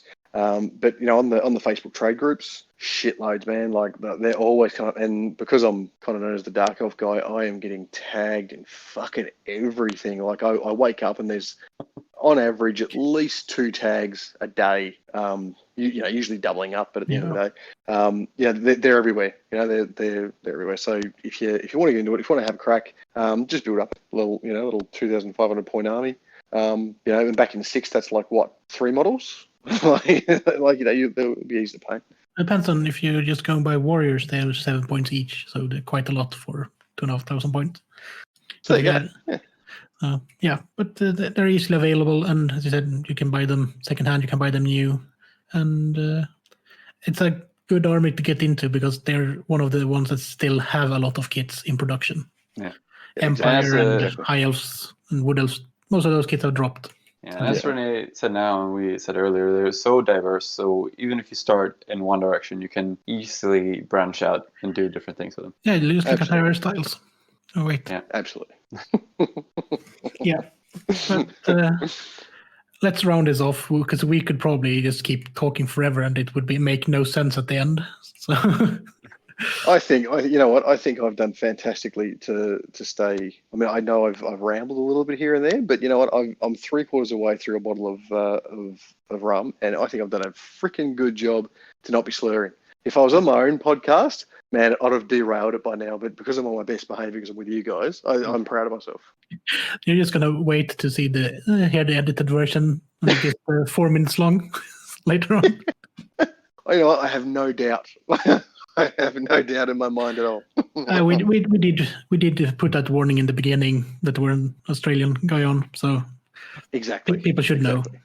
Yes, thank you so Christ. much for coming on, Rene. And I don't know if we said this, but Rene is part of the Electric House podcast. So check that out if you haven't done so yet. I got asked though, you kind of got dropped from my podcast app on my iPhone. I don't know what that's about. I found you guys on Podbean, I think, but are you still on the regular thing? You switched host, right? And then you Yeah, can't get on Apple anymore. Isn't that the problem? Well, look, I tried to chuck it on Apple again last night, but I think the way that I've got it set up, it's literally down to the icons. The icons are now being a pain in the ass because they need to be 1,400 by 1,400 pixels. So last night at 2 a.m. when I was finally hooking back up to Apple, I come into that brick wall and I'm like, nah, fuck this noise, and I thought I'll do it later.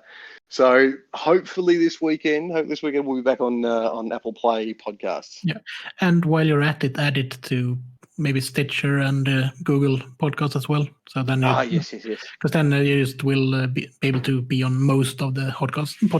It'll be everywhere. Yeah. We'll be like a really bad version of the Crabs. We'll just be everywhere. All right, but for now, you can find them on Podbean. Yes, the Electric Counts podcast on Podbean. Yeah, great. Yeah. And the rest of you, we'll see you in the next episode after this one, hopefully. If we're still here, you never know. Thanks, boys.